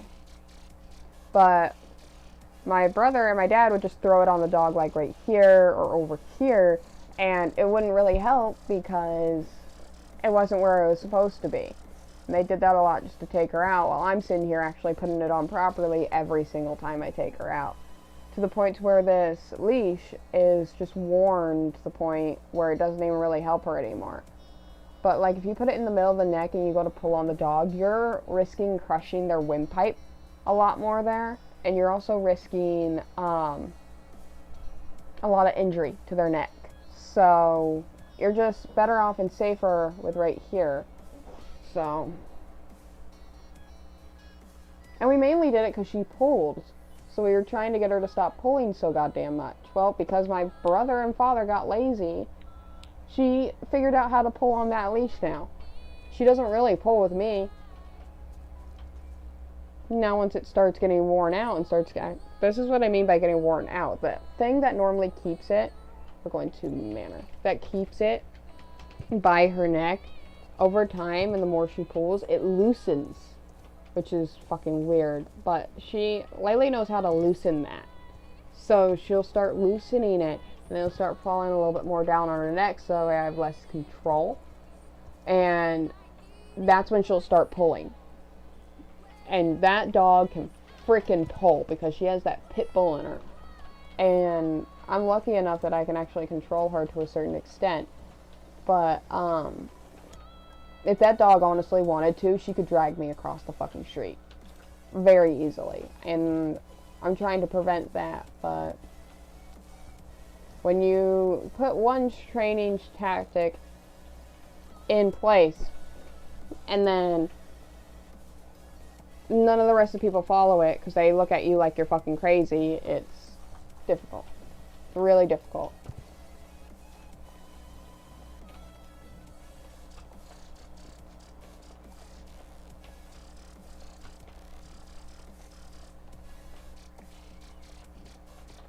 I do a lot of arm stretches and leg stretches because I mainly need it for my horse riding. So I'll literally sit there and stretch my leg in a certain way. One of my friends that actually goes to horse riding, I think she has to do school though, so she hasn't been there in a while. But she has taught me, either that or this was Lydia, I don't know, but someone there taught me, and I asked them like what would help me sit in the saddle better, like what kind of stretch or exercise, what helps you, because I wanted to be able to sit better in the saddle. And she literally told me do squats. Like do a squat or like that sitting position that you do on the wall at school, but without the wall, and just stand there for as long as you can. And then once it starts to hurt, you get up. And then you keep doing it a little bit more. And eventually, it'll help you. And then for arms, my mom's got some actual weights now that I can use. And I sometimes will... I now use those as a fidget a little bit. Like a stemming thing. When I'm bored and I need something to do with my hands, I don't have my other stuff, I'll grab those and I'll just kind of literally, I guess, not pump iron, but I'll start lifting them. And I'll subconsciously do it because it's giving my hands something to do and it helps me focus. So when I walked big dogs, I wouldn't ever constantly pull. I tug, so it disorients them.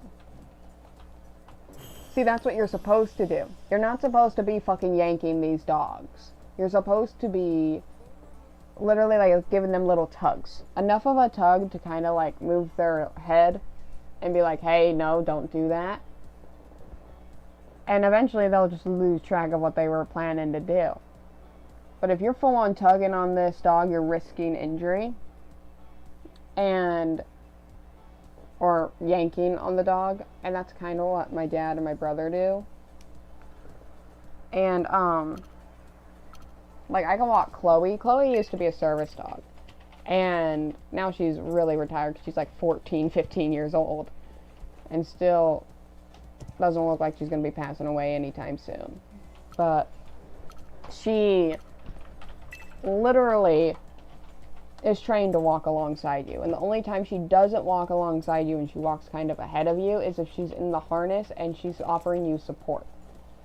Chloe is trained to where, especially with my mom, she's more helping my mom because a lot of what Chloe is trained for is a lot of what my mom needs.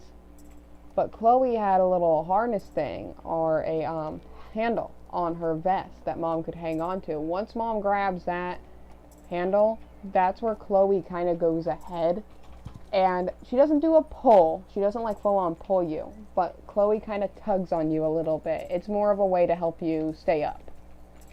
She helps you walk. She's an assistant for that. And I found that that's what I need for a service dog as well. And so I need a dog that can support my weight to a certain extent to where it can help me.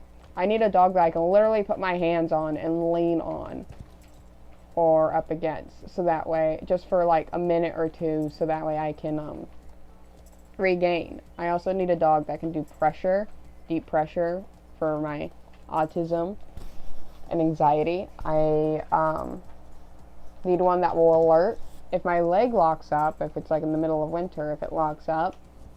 Which, by the way, if there are any doctors out there watching this fucking video, please tell me what the fuck's going on with my leg, because I randomly, when it gets like really freaking cold, my leg will literally lock up, like my knee, and I can't fully flatten it on the ground, and it literally just locks in place, and I have to wait for it to get warmer for it to actually like do it. It's like my freaking leg is thawing out. It's weird. But I need to figure out what's going on. I've been trying to go to a doctor for it for like the longest time. But, I think me and my mom think we have a condition, or think I have a condition in my leg. And in my actual knee joint. And having a service dog that could support my weight slightly could really help me with that. Because when that happens, I'm in a, not excruciating pain, but I'm in a lot of uncomfortable pain because I'm sitting here walking around, especially when I'm in a store and I'm walking like I have a cast on, or I'm like on invisible crutches. It's, at least with that aspect, if I can lean up on the cart, but sometimes I don't use a cart and I use a basket, so I just think service dog would help me a lot. But with Laylee, back to her pulling, she pulls. And I don't mean she pulls you to like the end of the yard, but she knows how to pull. And it gets to the point where she gets so focused on it that a little tug is not stopping her. It actually encourages her to pull more. So I don't yank her, but I pull her pretty damn hard to try to like at least get her to step back a step or two to make her refocus. And it's really difficult because this dog can frickin' pull. And I don't know what to do anymore because everything I've tried training-wise on a leash has been screwed over. It's gotten to the point where I'm willing to try a head harness again because I want to walk her. I can guarantee you if we start walking her more, she won't be as energetic as she is. It's just getting her to actually walk properly.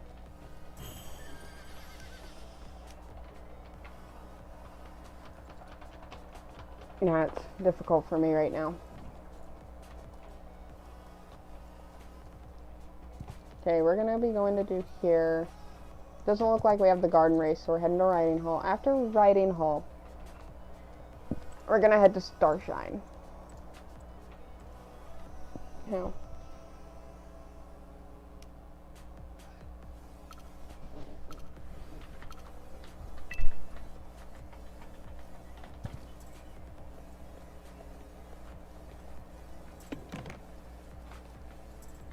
Now, after this race, I'll probably grab out a Tilly real quick.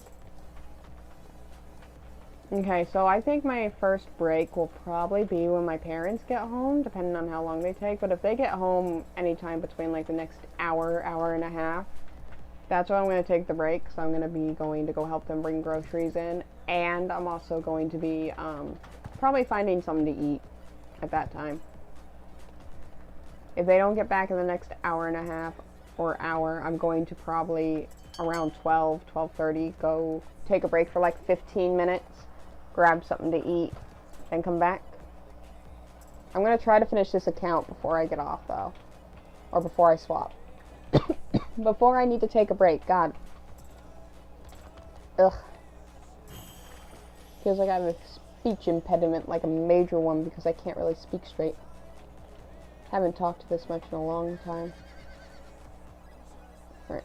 I'll finish this race and I'll grab out a Tilly and hopefully she will make a ton of noise for you guys because she's probably going to be tired and take a few to wake up.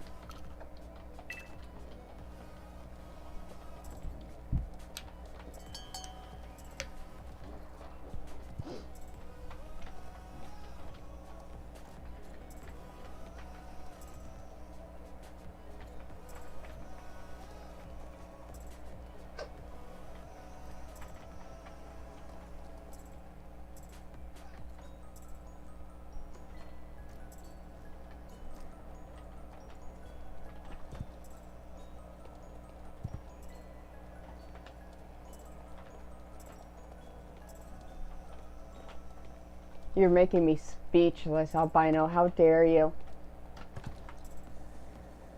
How dare you? Give me my speech back. I need some of my English back, thank you. You can't just be stealing people's English and their speech. That's rude, you know. Okay. I'll see you later, albino.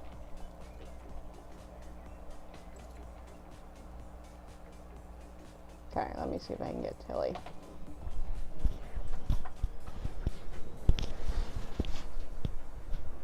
You know, Miss Tilly. Hi, you're actually awake. That's surprising. Hi, baby.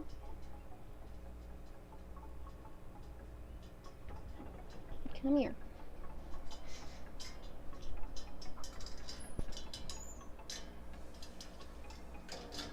Thank you for blowing tons of breaths in my ear. Alright, let me make sure my mic's still working. Yeah, it is. Okay. Alright. Hi, Keely. Oh my goodness. What is up with you wanting to look upside down?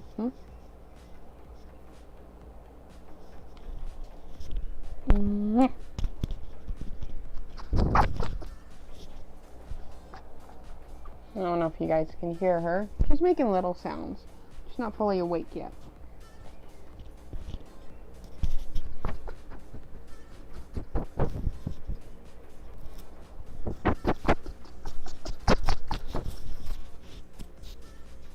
Some ferret noises. Hi, yes. Tell me about it. I know.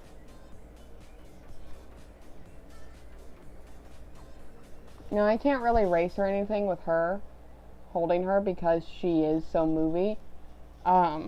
Tilly's one of those, what I call ADHD ferret. If you haven't been on my channel long enough, you probably don't know the ferrets that well, so I'm going to give you a little brief. Tilly is my ADHD hyper ferret. She is my very noisy hyper ferret. And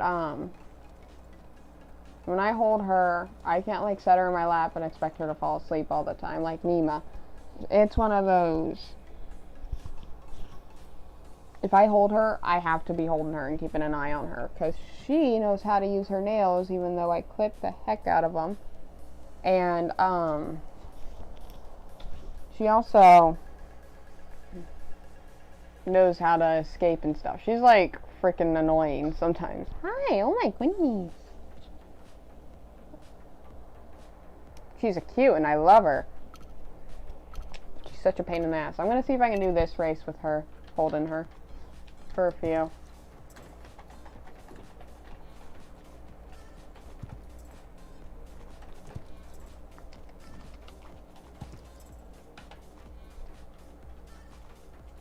I'm doing a stream, so any little bit that you get me to complain, oh, thank you for the kisses.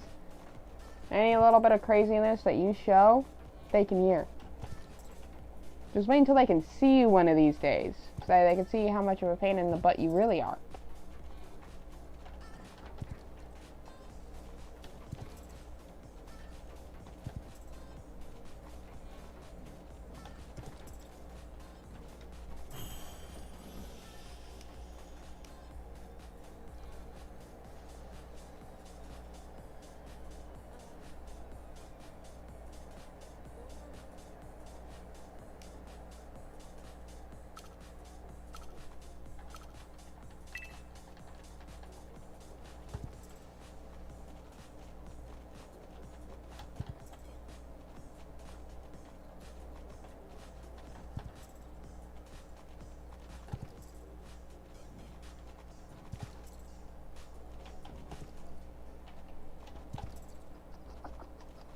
Oh my goodness.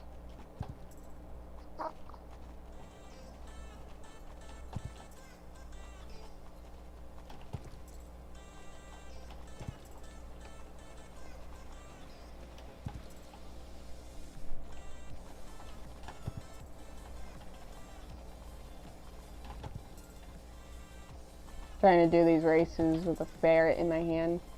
It's not being very still.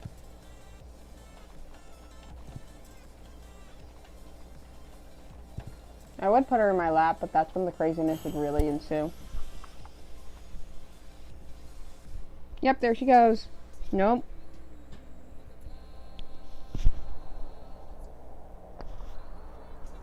Your pain.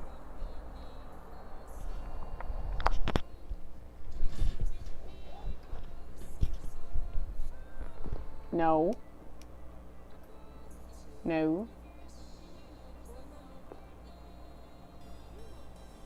No. Oh my goodness, you poor thing.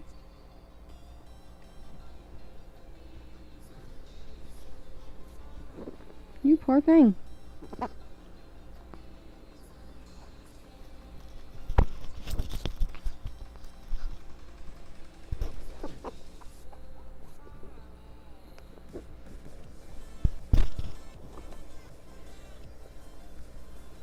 Do I have to put you back?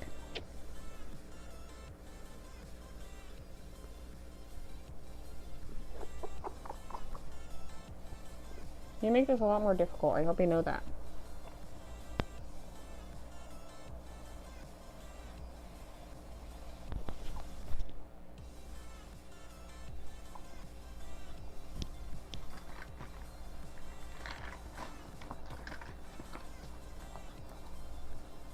You're a pain.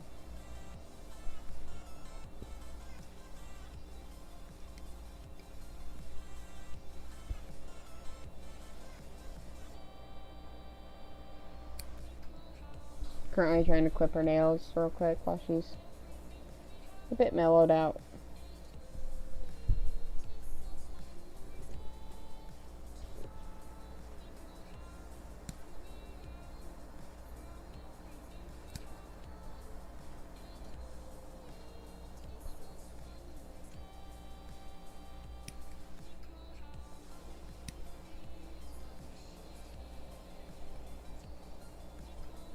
It's a little bit more difficult to clip her nails because she jerks. Now I want to risk trimming her quick.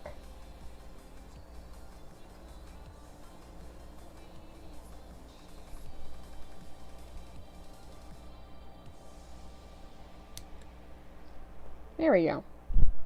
Oh my goodness. What do you expect? You're sitting here with these super long nails.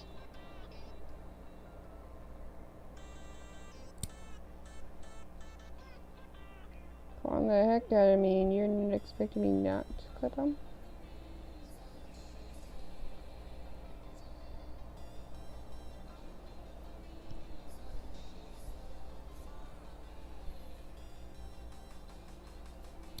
There. All done.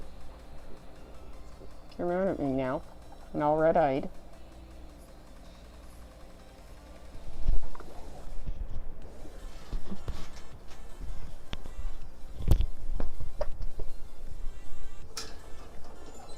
There you go. Miss Grumpy.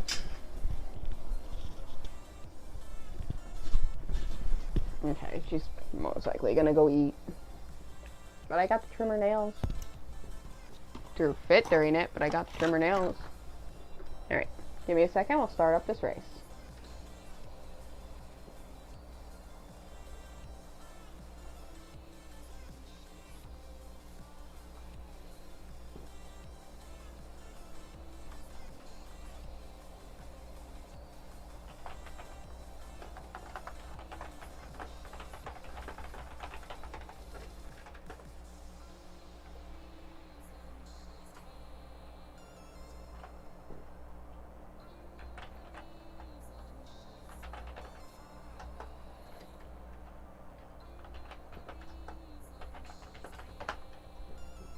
Alright.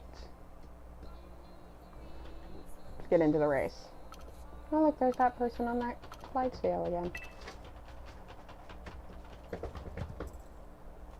I think I named mine Winter Warrior and he's on an alternate account.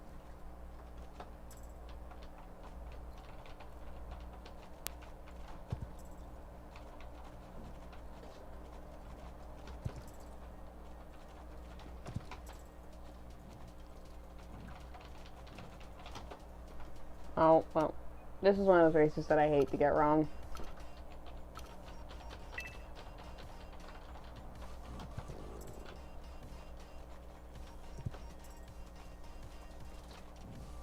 So it's about a 5-second delay on the stream, it seems like.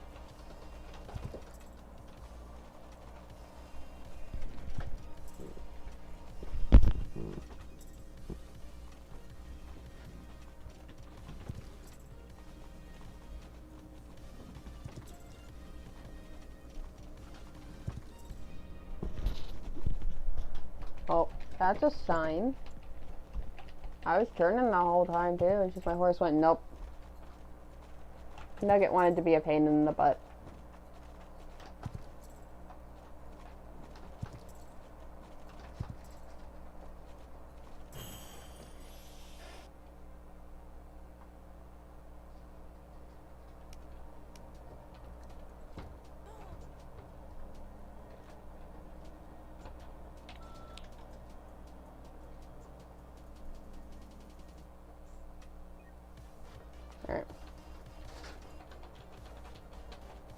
Oh, I think I'm still on Snowflake for this account. Hang on, let me check. I completely forgot to put in the description what server this account is on.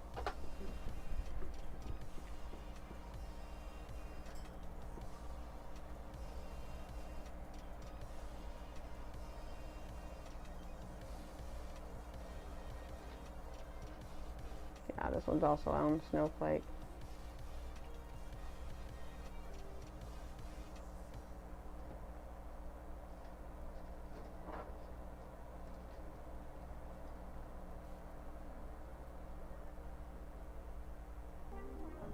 We're gonna put up the music a little bit.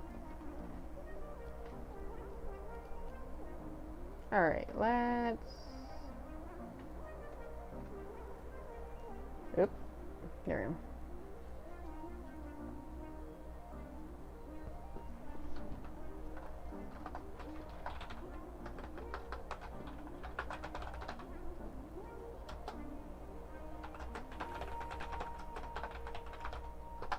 There we go. Now let me save that.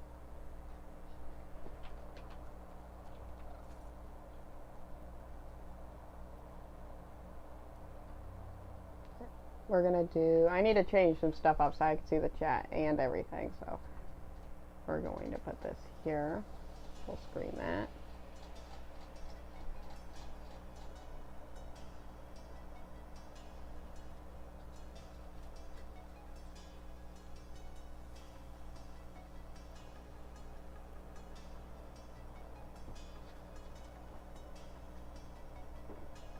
There we go.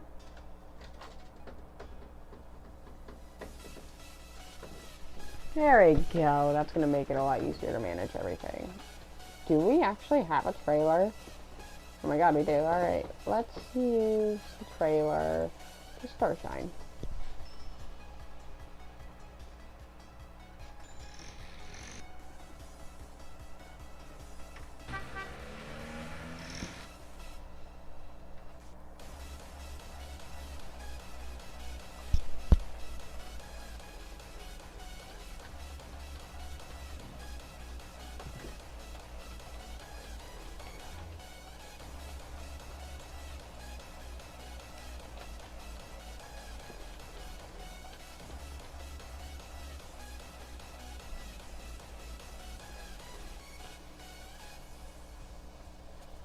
Wait, do we have chicken feed?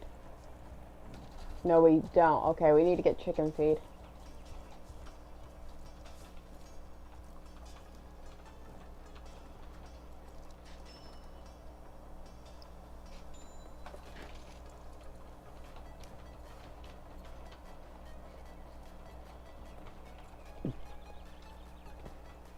This should get me up to level 14.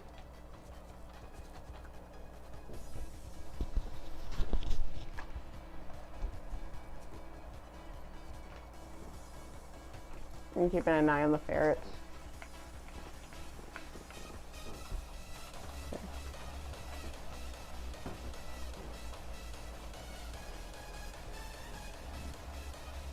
I've been wanting to do this for so long. And I tried recording it, which I didn't complete it. If you kept an eye on my Instagram, you would have saw that. But, I got really close. So, my only downside is I started late into the day. So, right now, oh, we have a sheep. I figured I'm gonna stream it so that people can actually see, like, the struggles with training, and not only that, but get to train with me, see if I can complete it.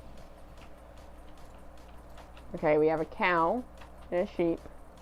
We already got one delivered, which is a foal. We need one more. I save herding animals for later.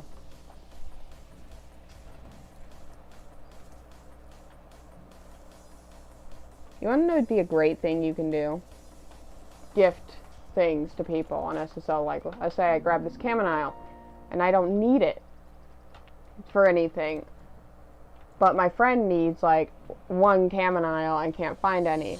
I could gift her through mail a chamomile.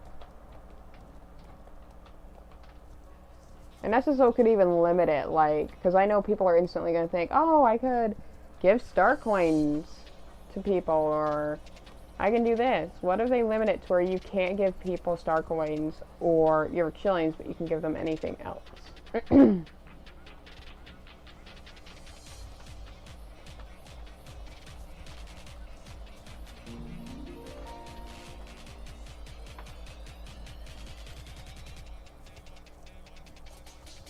Okay, well, we'll do this cow and this sheep, and then we're probably going to do another review, because I have not seen another animal, and I feel like I missed it. Luckily, I have the chat next to me, so I don't need to constantly look at that unless somebody's chatting with me, so.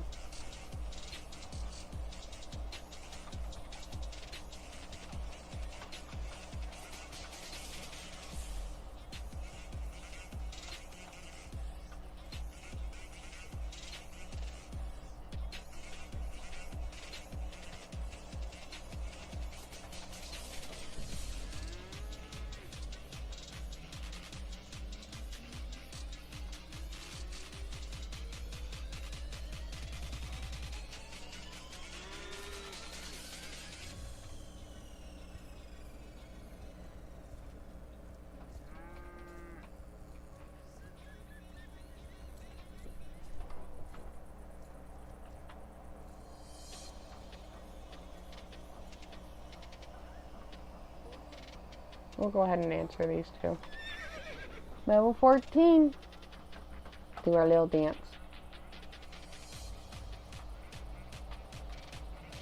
Okay, let me go up here and check again.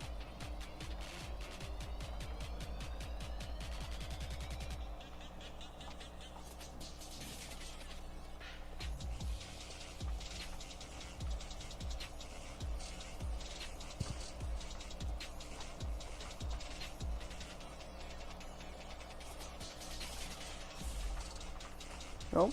Oh, that's just a flower. I had a feeling I maybe saw one up here. No.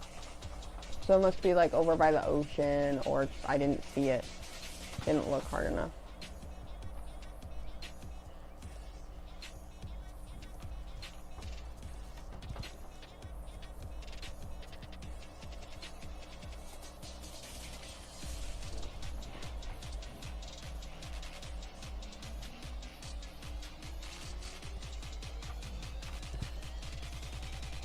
Check here again.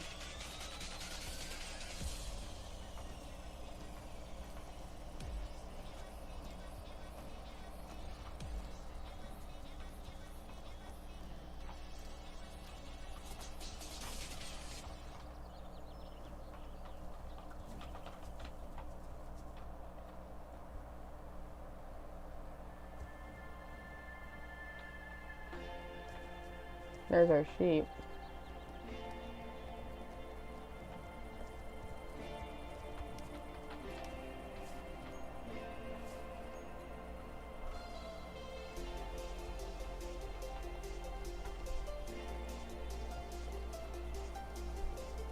I'll go for that sheep in a second. I just need to make sure.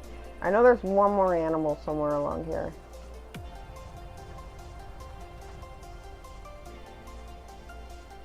I'm just probably blind and not seeing it. It's probably a chicken or something.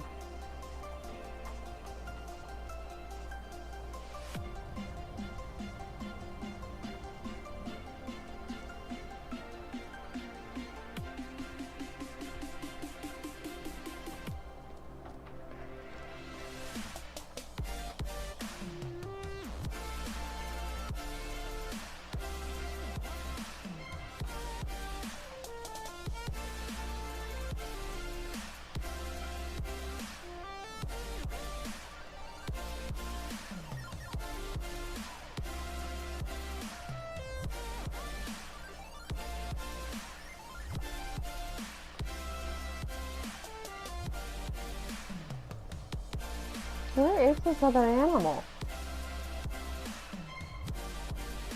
Over here? No. Is it in the field somewhere?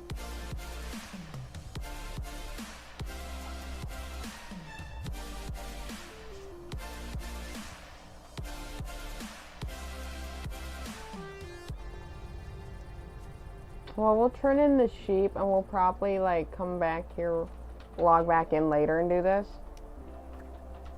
Because I technically cannot complete that until I have all 4. Unless, I think I only got 2 though. I only got the foal and the,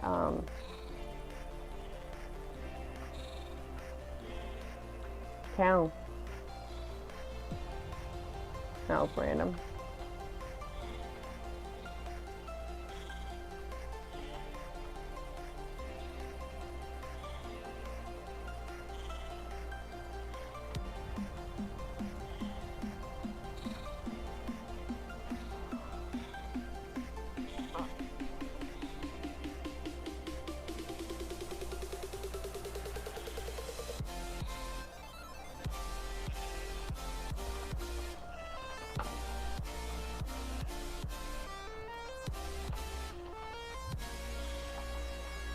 I hate hurting these guys because I gotta move quick to try to turn them.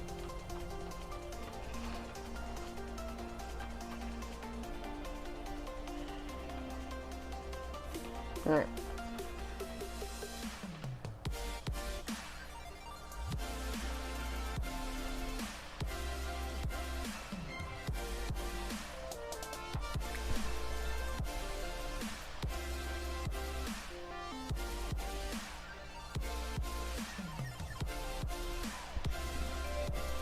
Alright. I hope I get Josh or Buttergood and not Beatrice this one.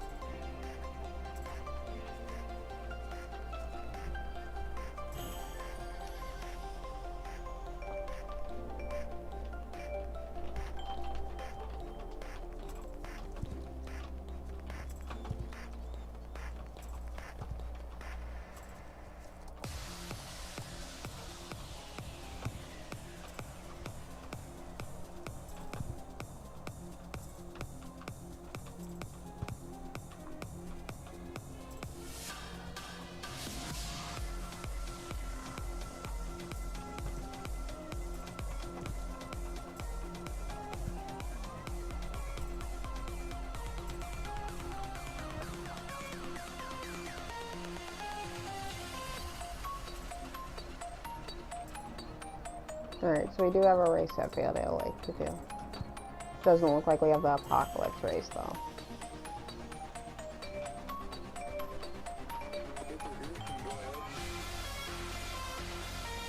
No, we don't have the apocalypse race.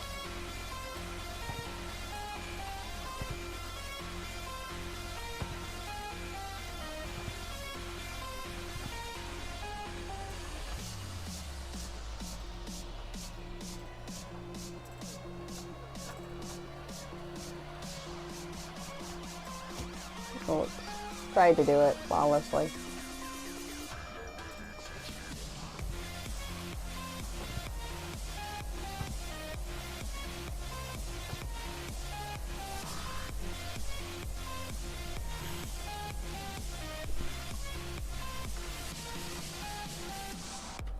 Let's see if we can do all 4 of the other ones. Yes, we can. Nice. And we got Beatrice. Of course we did. And if I wasn't trying to get this stuff done, I'd swap out.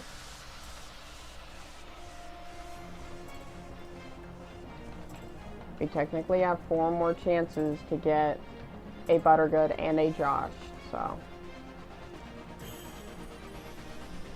Oh wow, she's being slow as fuck.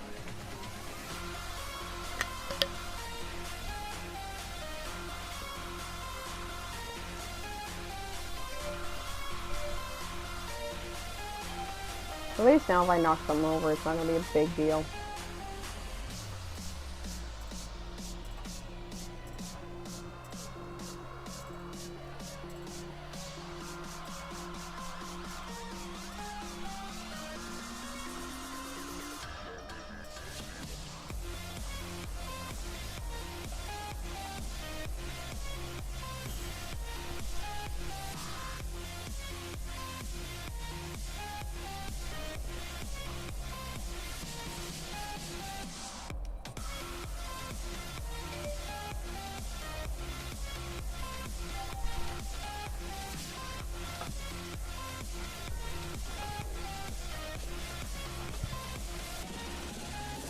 Yeah, about a 4-second delay still. We're good.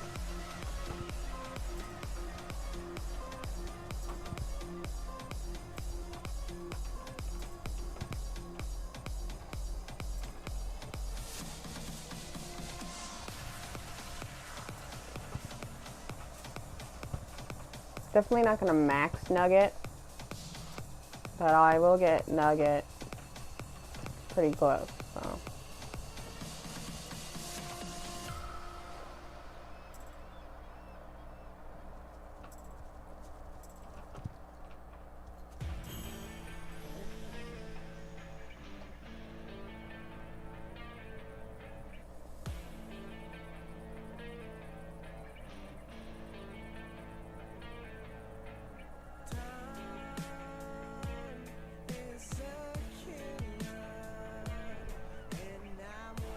God, she's so slow.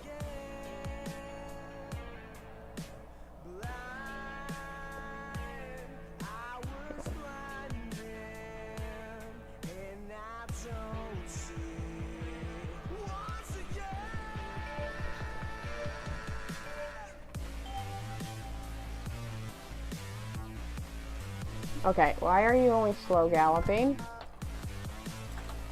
There we go. I was pressing the wrong button, but we're going to pretend that that didn't happen. And I start off with a fantastic start, okay? Fantastic start. First try. No mistakes.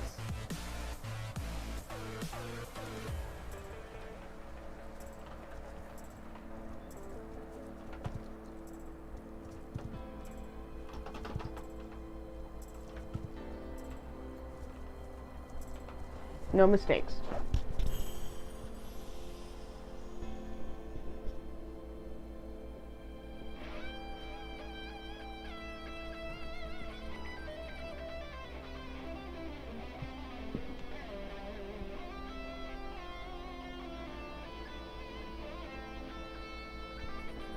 Alright. Alright. So I got about, at most,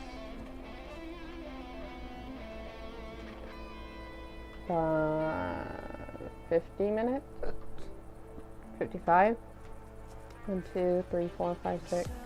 7 more races, including the pony race, that makes 8. So 8 more races. I should be able to complete that before 12 Eastern, by the way. So, how? We'll probably swap over to my, I think my 3rd account and my 6th account is the same level. So, one moment. Ow. Got hiccups. Actually, we're going to be doing my 4th, because my 4th is, looks like it's a level lower. Alright.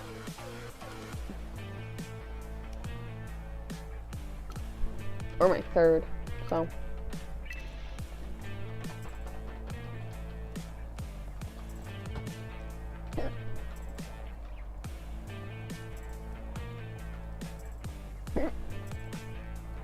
Sorry if you guys can hear my hiccups. I'm trying, it's not really something you can fight.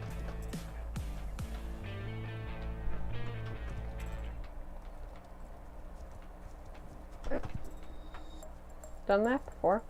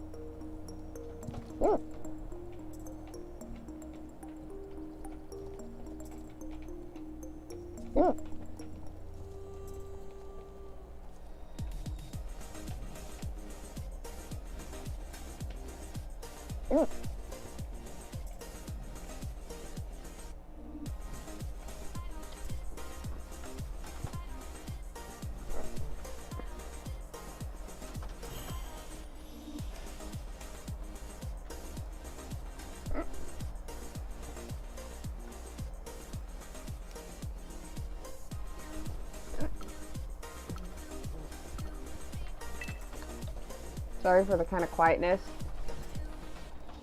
Well, don't really have a ton to talk about right now, and two, trying to focus because I want to get as much as I can done before 12:30 or before my parents get home, so.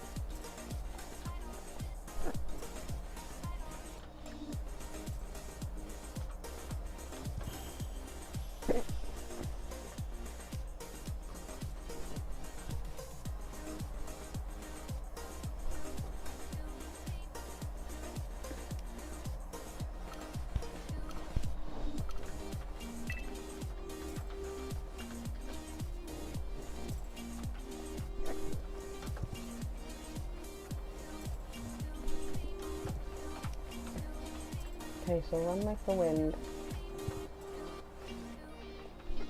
Yeah, I need to do that quest in order to get the Bobcat stuff. So currently I don't have the races there. So I can't do this one because Loretta's not even there right now. It's not going to let me. I mean, I'll try because I think I have an idea to where I can do it, but I don't think it's going to let me. Wood. Oh, and then the leaper too, okay.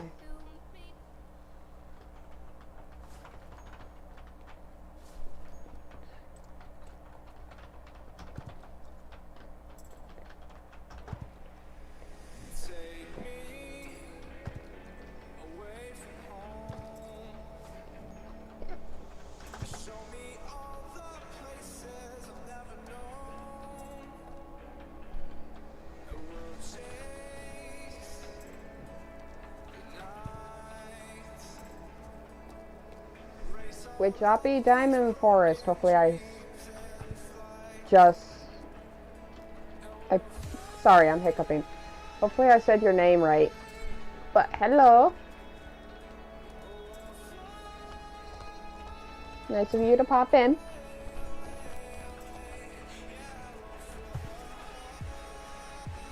Hey, we're just kind of, just training. Having a chill stream today. Okay, if I remember that to call you Rose, then I'll be sure to do that. We're gonna run up there, it's not that far. How has your day been, Rose? Ow.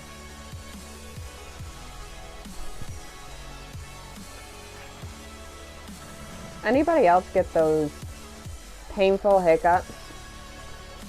That's what I'm getting right now. No, thank you. Ooh, you don't need the sub.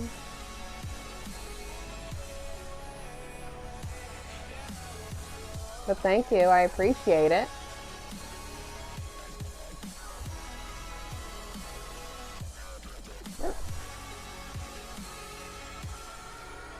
Well, I'm happy that you like my content that much. Thank you for subbing. Greatly appreciated. Ow.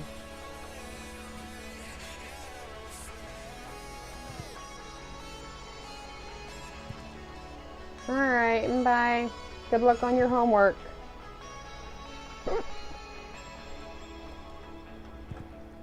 Bye.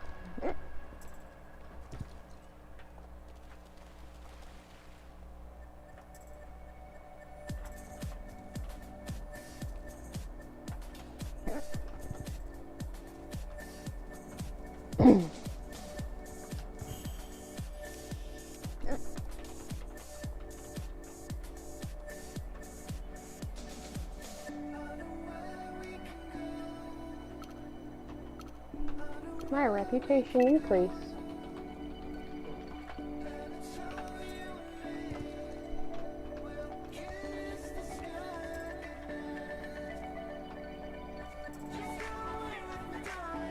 Yeah, I have the bobcat. I wonder if I like go to the... I've already done the quest line. I wonder if I go to the area that they're supposed to be during the quest. And I can do the race that way. I mean, we'll try.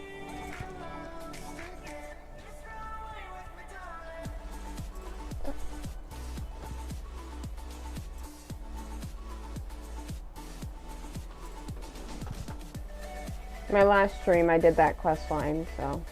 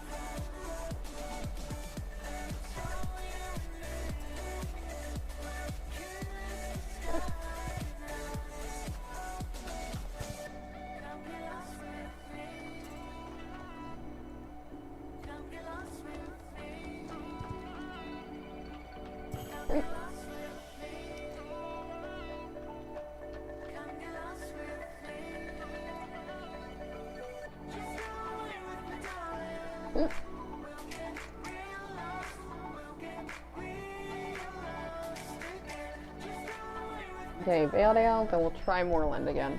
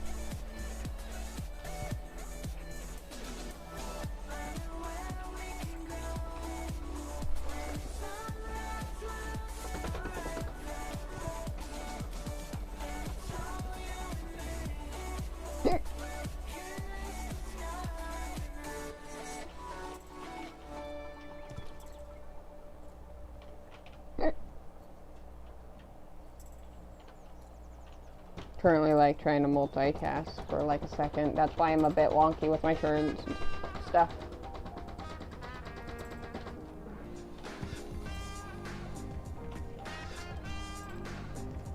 Ow.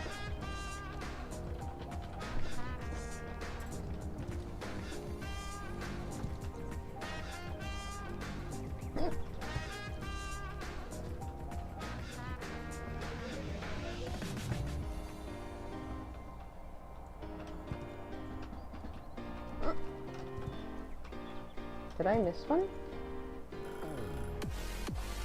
I don't know what checkpoint I missed, but apparently I missed one.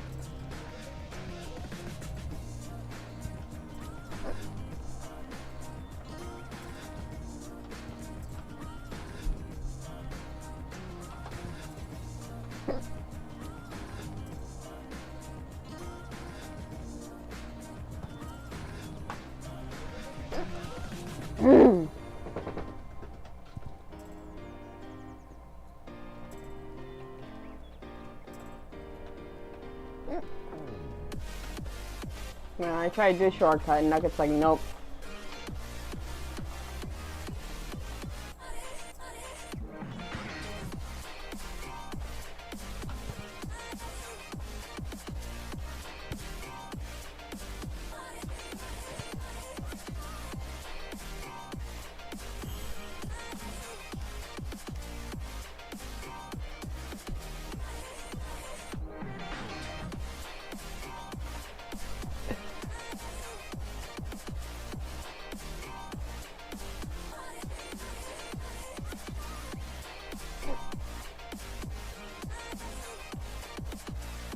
Please don't let these ones be far.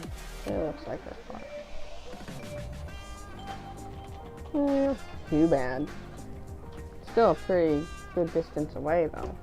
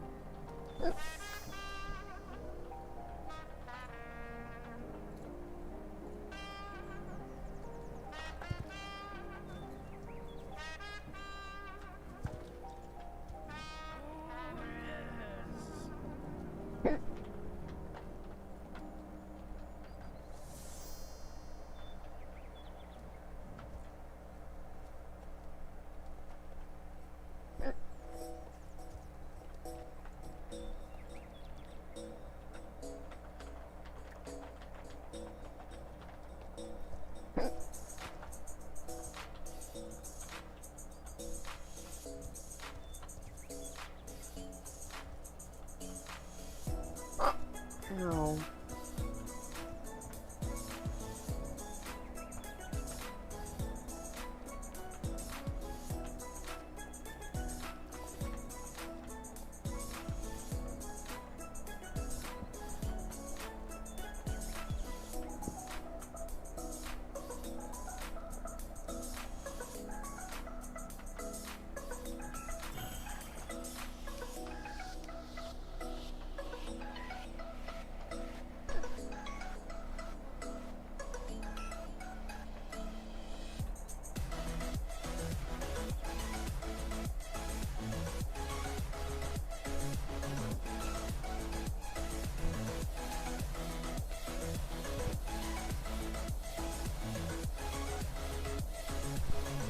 Here.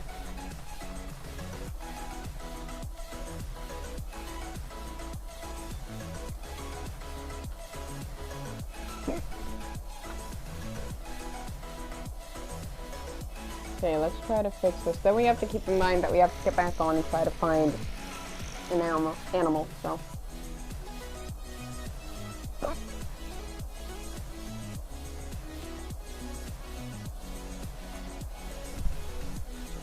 We're almost done. Okay, we have the one from Tan. Apparently, somehow she was just walking by, so.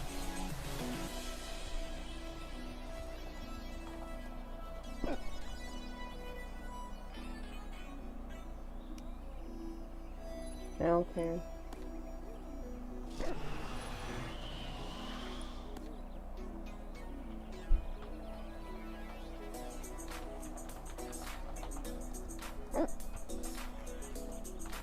Let's see if I can do this like really quick.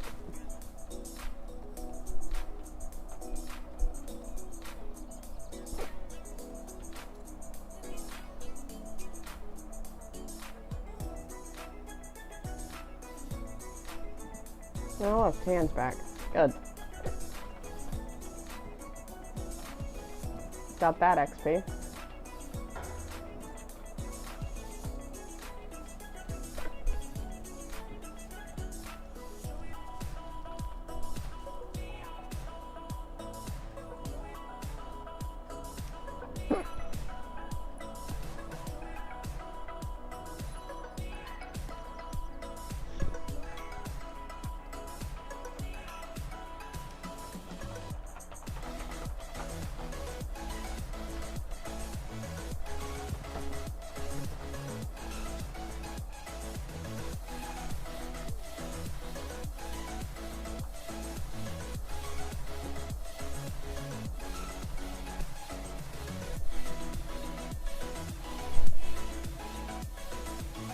You get XP for this, that's why I am doing it.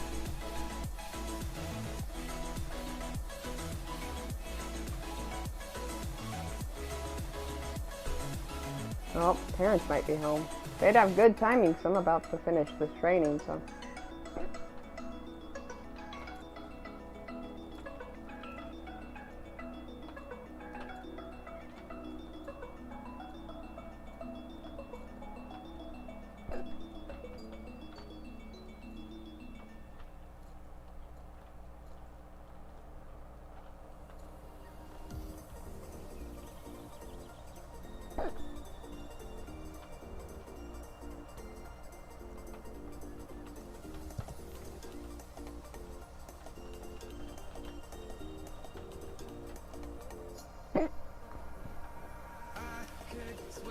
Hello, Fishy.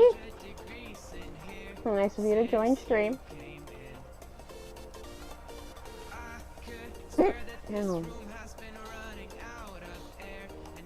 Use the random noises if you hear them. That's a weird glitch. I have hiccups right now, so.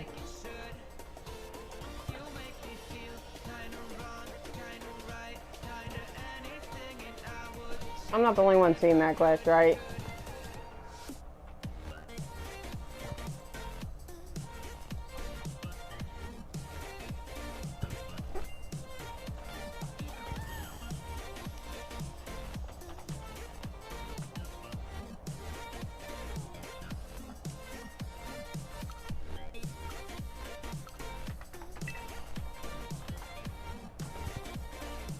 Let's see how much of a pain Nugget's gonna be today.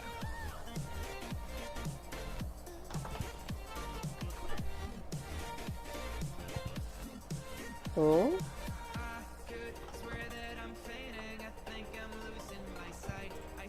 Ooh.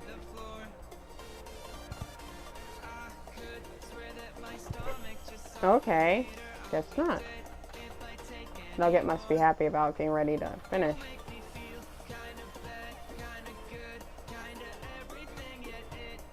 I put in the description, but I am in Snowflake Meadow.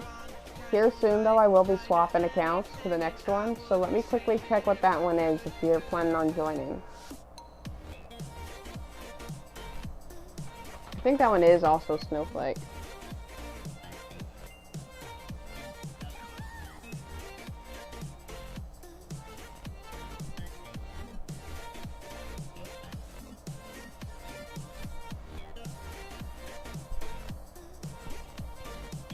Actually, no, it's Cookie Canyon.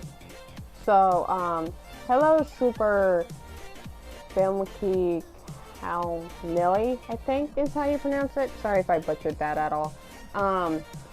Here in like the next 5 minutes or so, I am going to be getting on my third account to train on that one.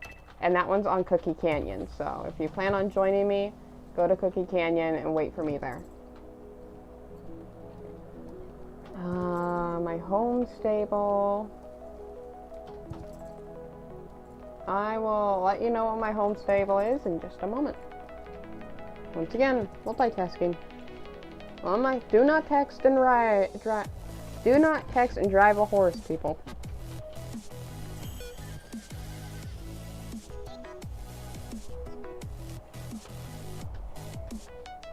Okay, well, my third. Oh look, Loretta's back finally. Alright, are you done throwing your hissy fits? That way we can get going with doing the leftover races so I can get off. Alright, I am looking at that now. Alright, I will be at Manor. So just meet me up at Manor Stable if you plan on joining.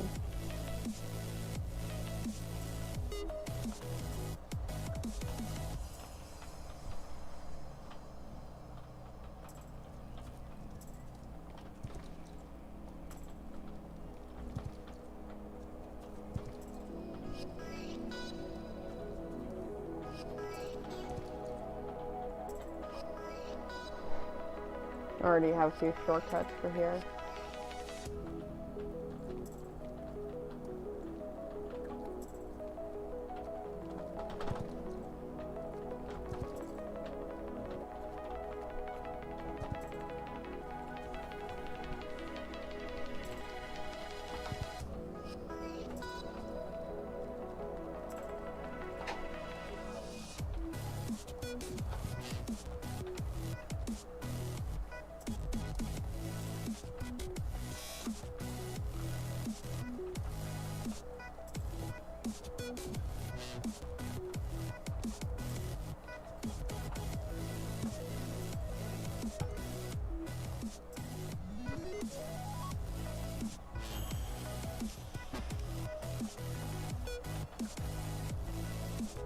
Okay, I think I just have to do that one more time.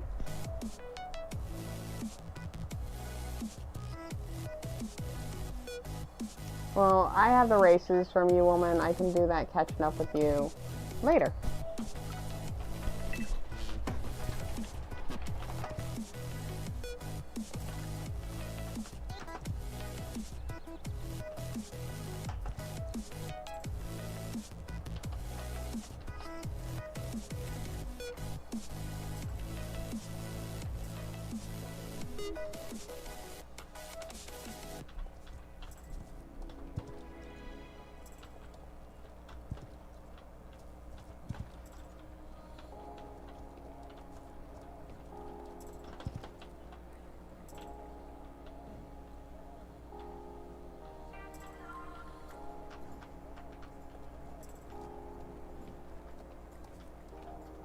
Oop. Nugget said no to that one.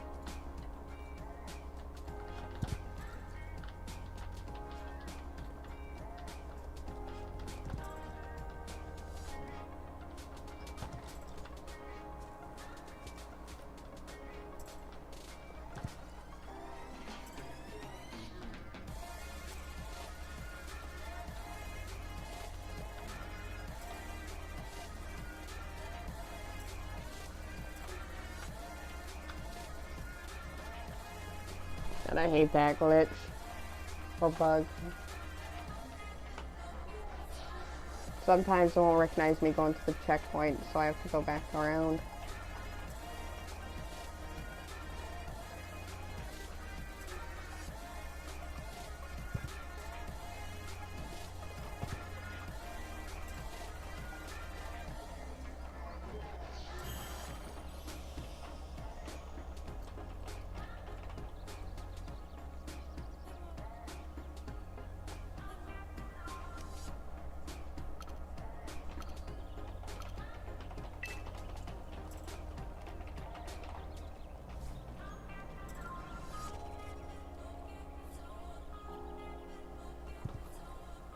So yeah, we're getting Nugget really close to level 15, but we won't max her today. After this, gotta get on my pony, do the pony race, and then I'm gonna be swapping accounts.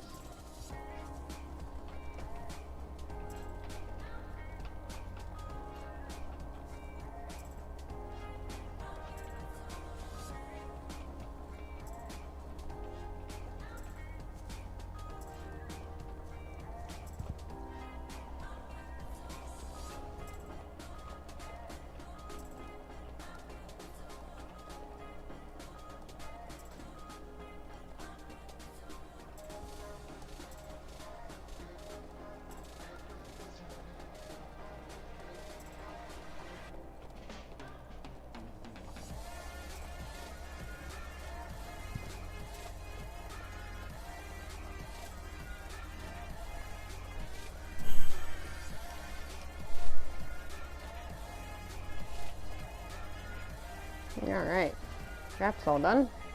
Just gotta swap horses now.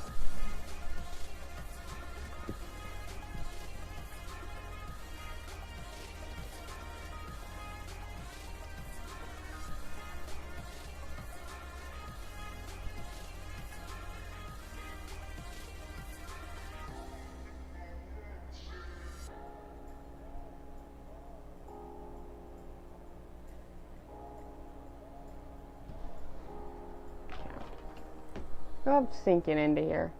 Great.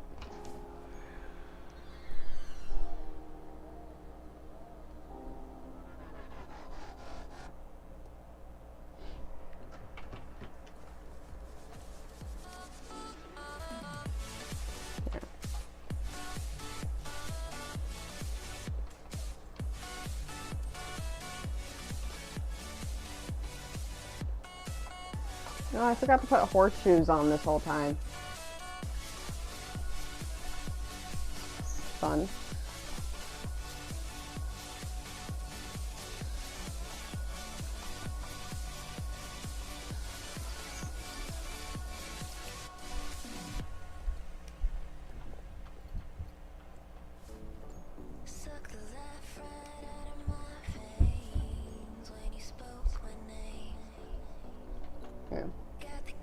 Wait, why am I on Fluffy?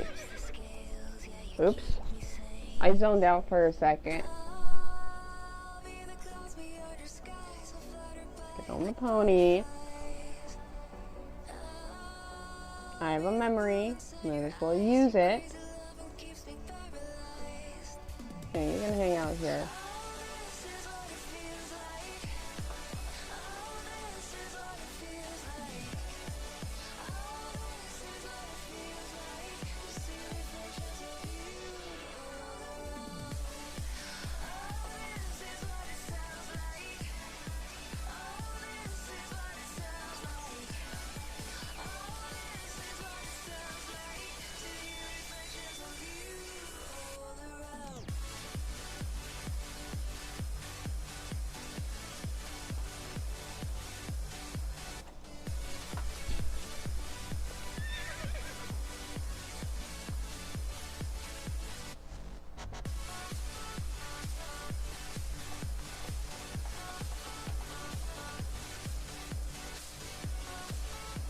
We could get him up to level 5. That'd be great.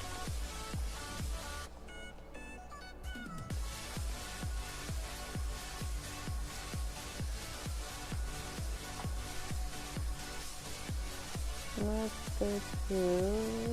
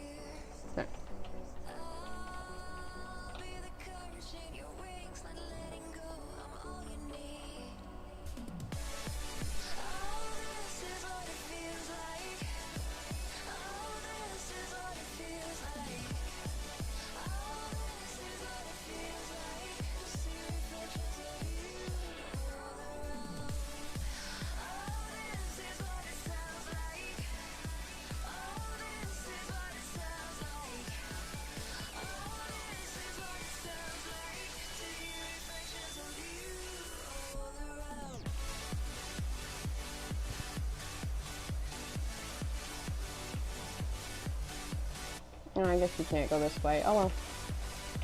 My pony's too small for that.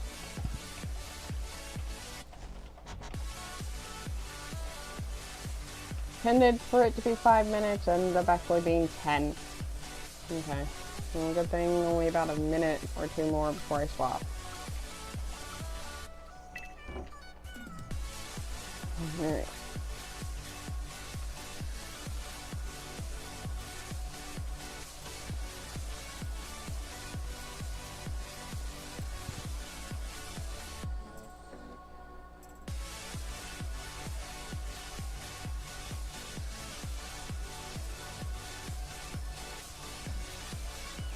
I think once we hit about 3 to 4 hours, I'll be on the other line. If it hasn't already passed that.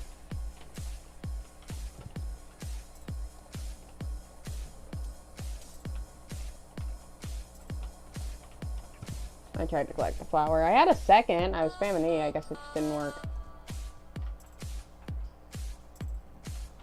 Dimitri, don't even.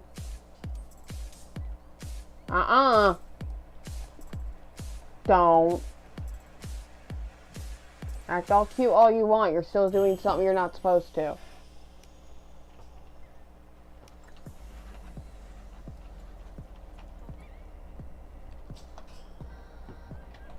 No, fine.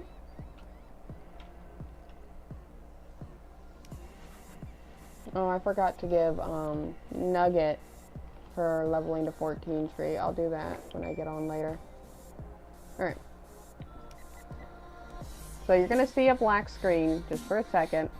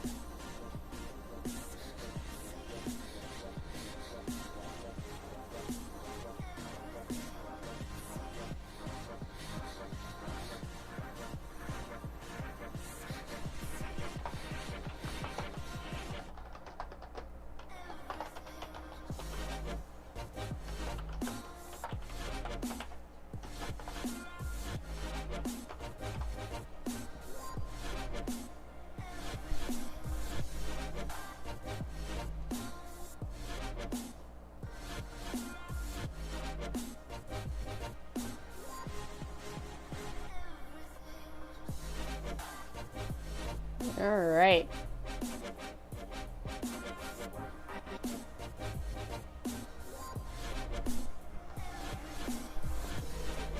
Alright. I guess I'm at Yervik stable. When did I last update that? Because I know I updated it relatively recently. Alright, I guess I'm at Yervik, but it's going to take me a few before I actually start training. So if you want to meet me there, go ahead. So I'm going to update that now.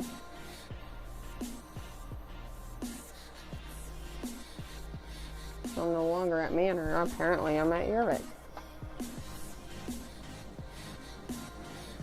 Alright. Now, I can either train Thor here or somebody else. Let me see. I mean, I have these two I could train. I have a Shire here, Silent Whisper. I have Magic Buddy. Sure, let's train, my Pertron. Oh.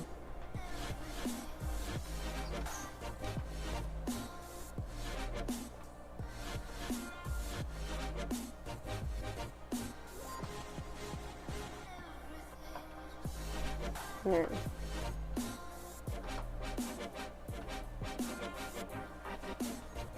Thanks, sir.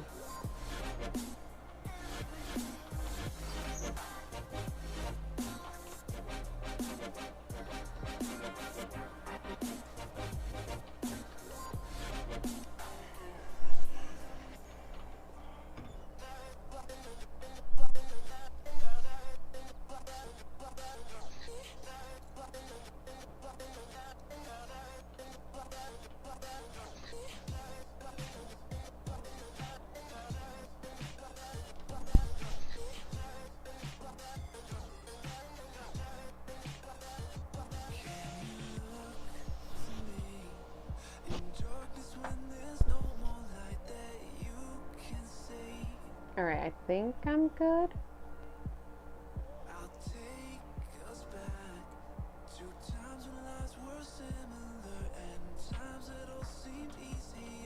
I don't have a pet though.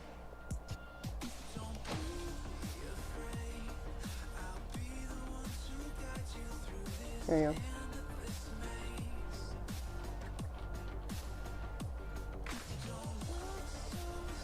go. Alright, let me just check for my horseshoes. Make sure I can get them back.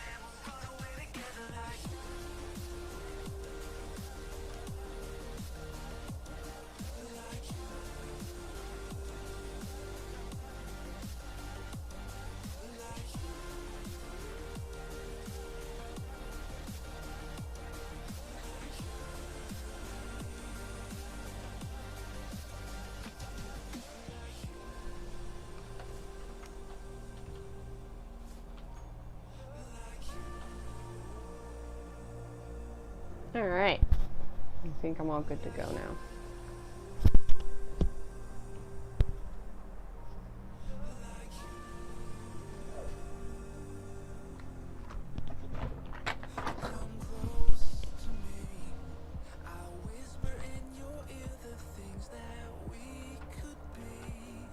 Now I just gotta wait for Fishy. If she's still here. She or he. Them. If they're still here.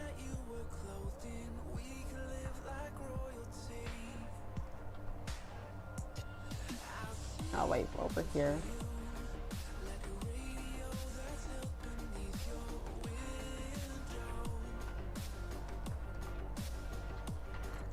Whee! Got a fishy.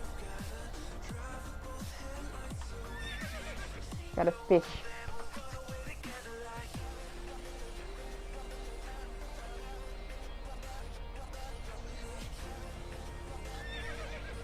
Alright. I'll try to keep my group chat up. For anybody new here or watching this in the future, apparently my thing's smaller than my thing. Okay, I'll fix that in a second. This is Fishy, an older subscriber of mine that kind of pops on and trains with me every now and then. Let me actually fix that, because I did not notice that beforehand. There we go. Fixed.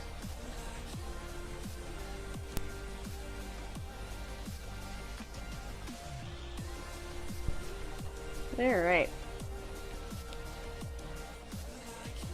So normally with here, I start, let's get rid of the chat real quick.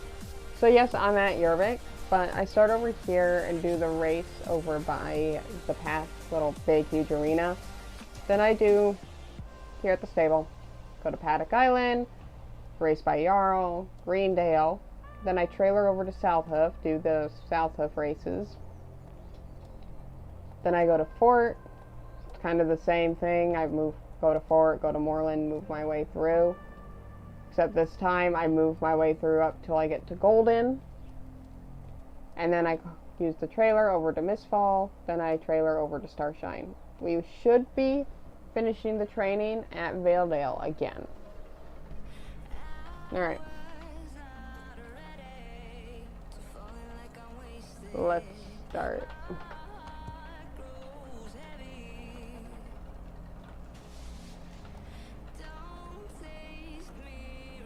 And I love how Fishy's riding one of the older model horses. You don't see much of them anymore.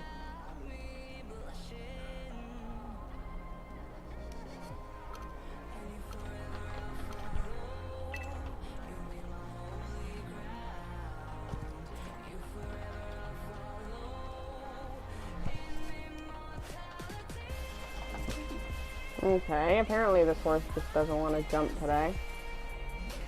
Okay, so he is fully happy. Okay, good.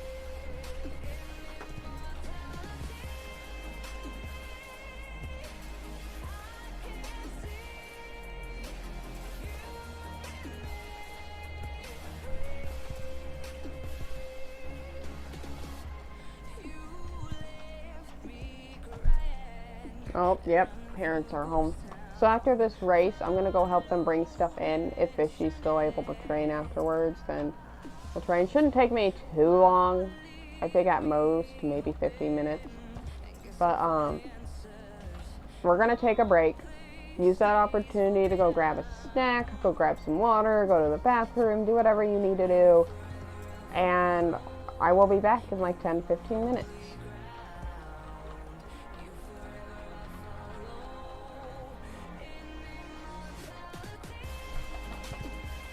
Are you kidding me? It's like this game doesn't want me to complete this race. So I have to wait longer, like... I have to help my family out. So, if I would have failed that, I would have just stopped there. Yep, they're about to walk through the door. Are you kidding me? That shortcut always works. It's gonna work this time. I'm gonna make it work. There we go.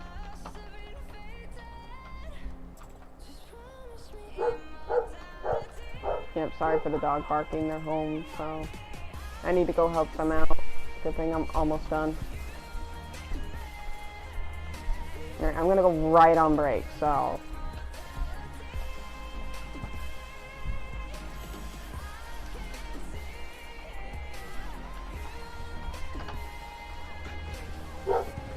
Alright, let me...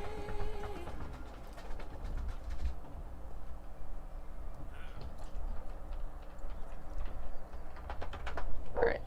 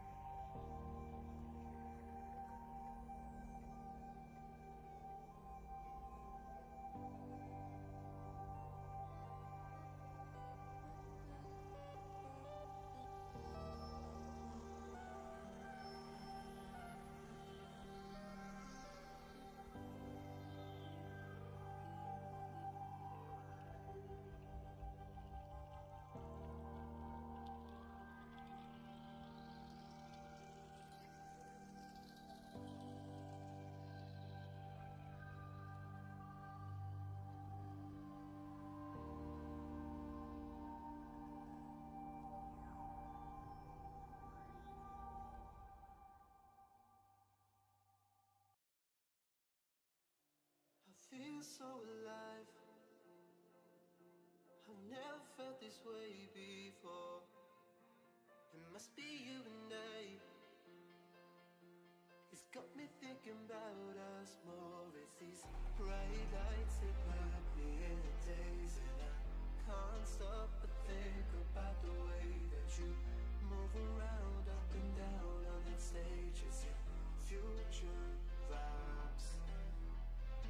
Bright lights, they put me in a trance, so I feel like I can do it all. It's a good life that I really want. It's those future vibes.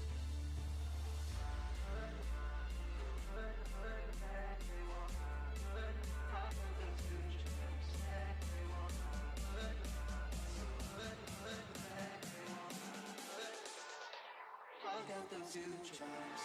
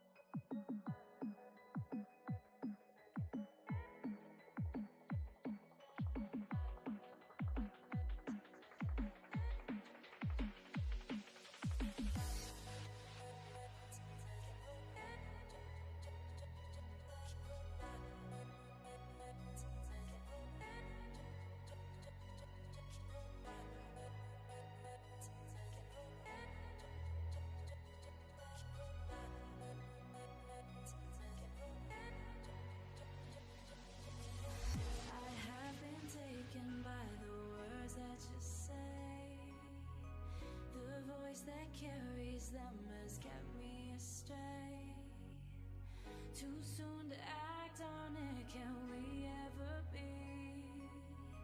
That all depends on what you're feeling from me. Show your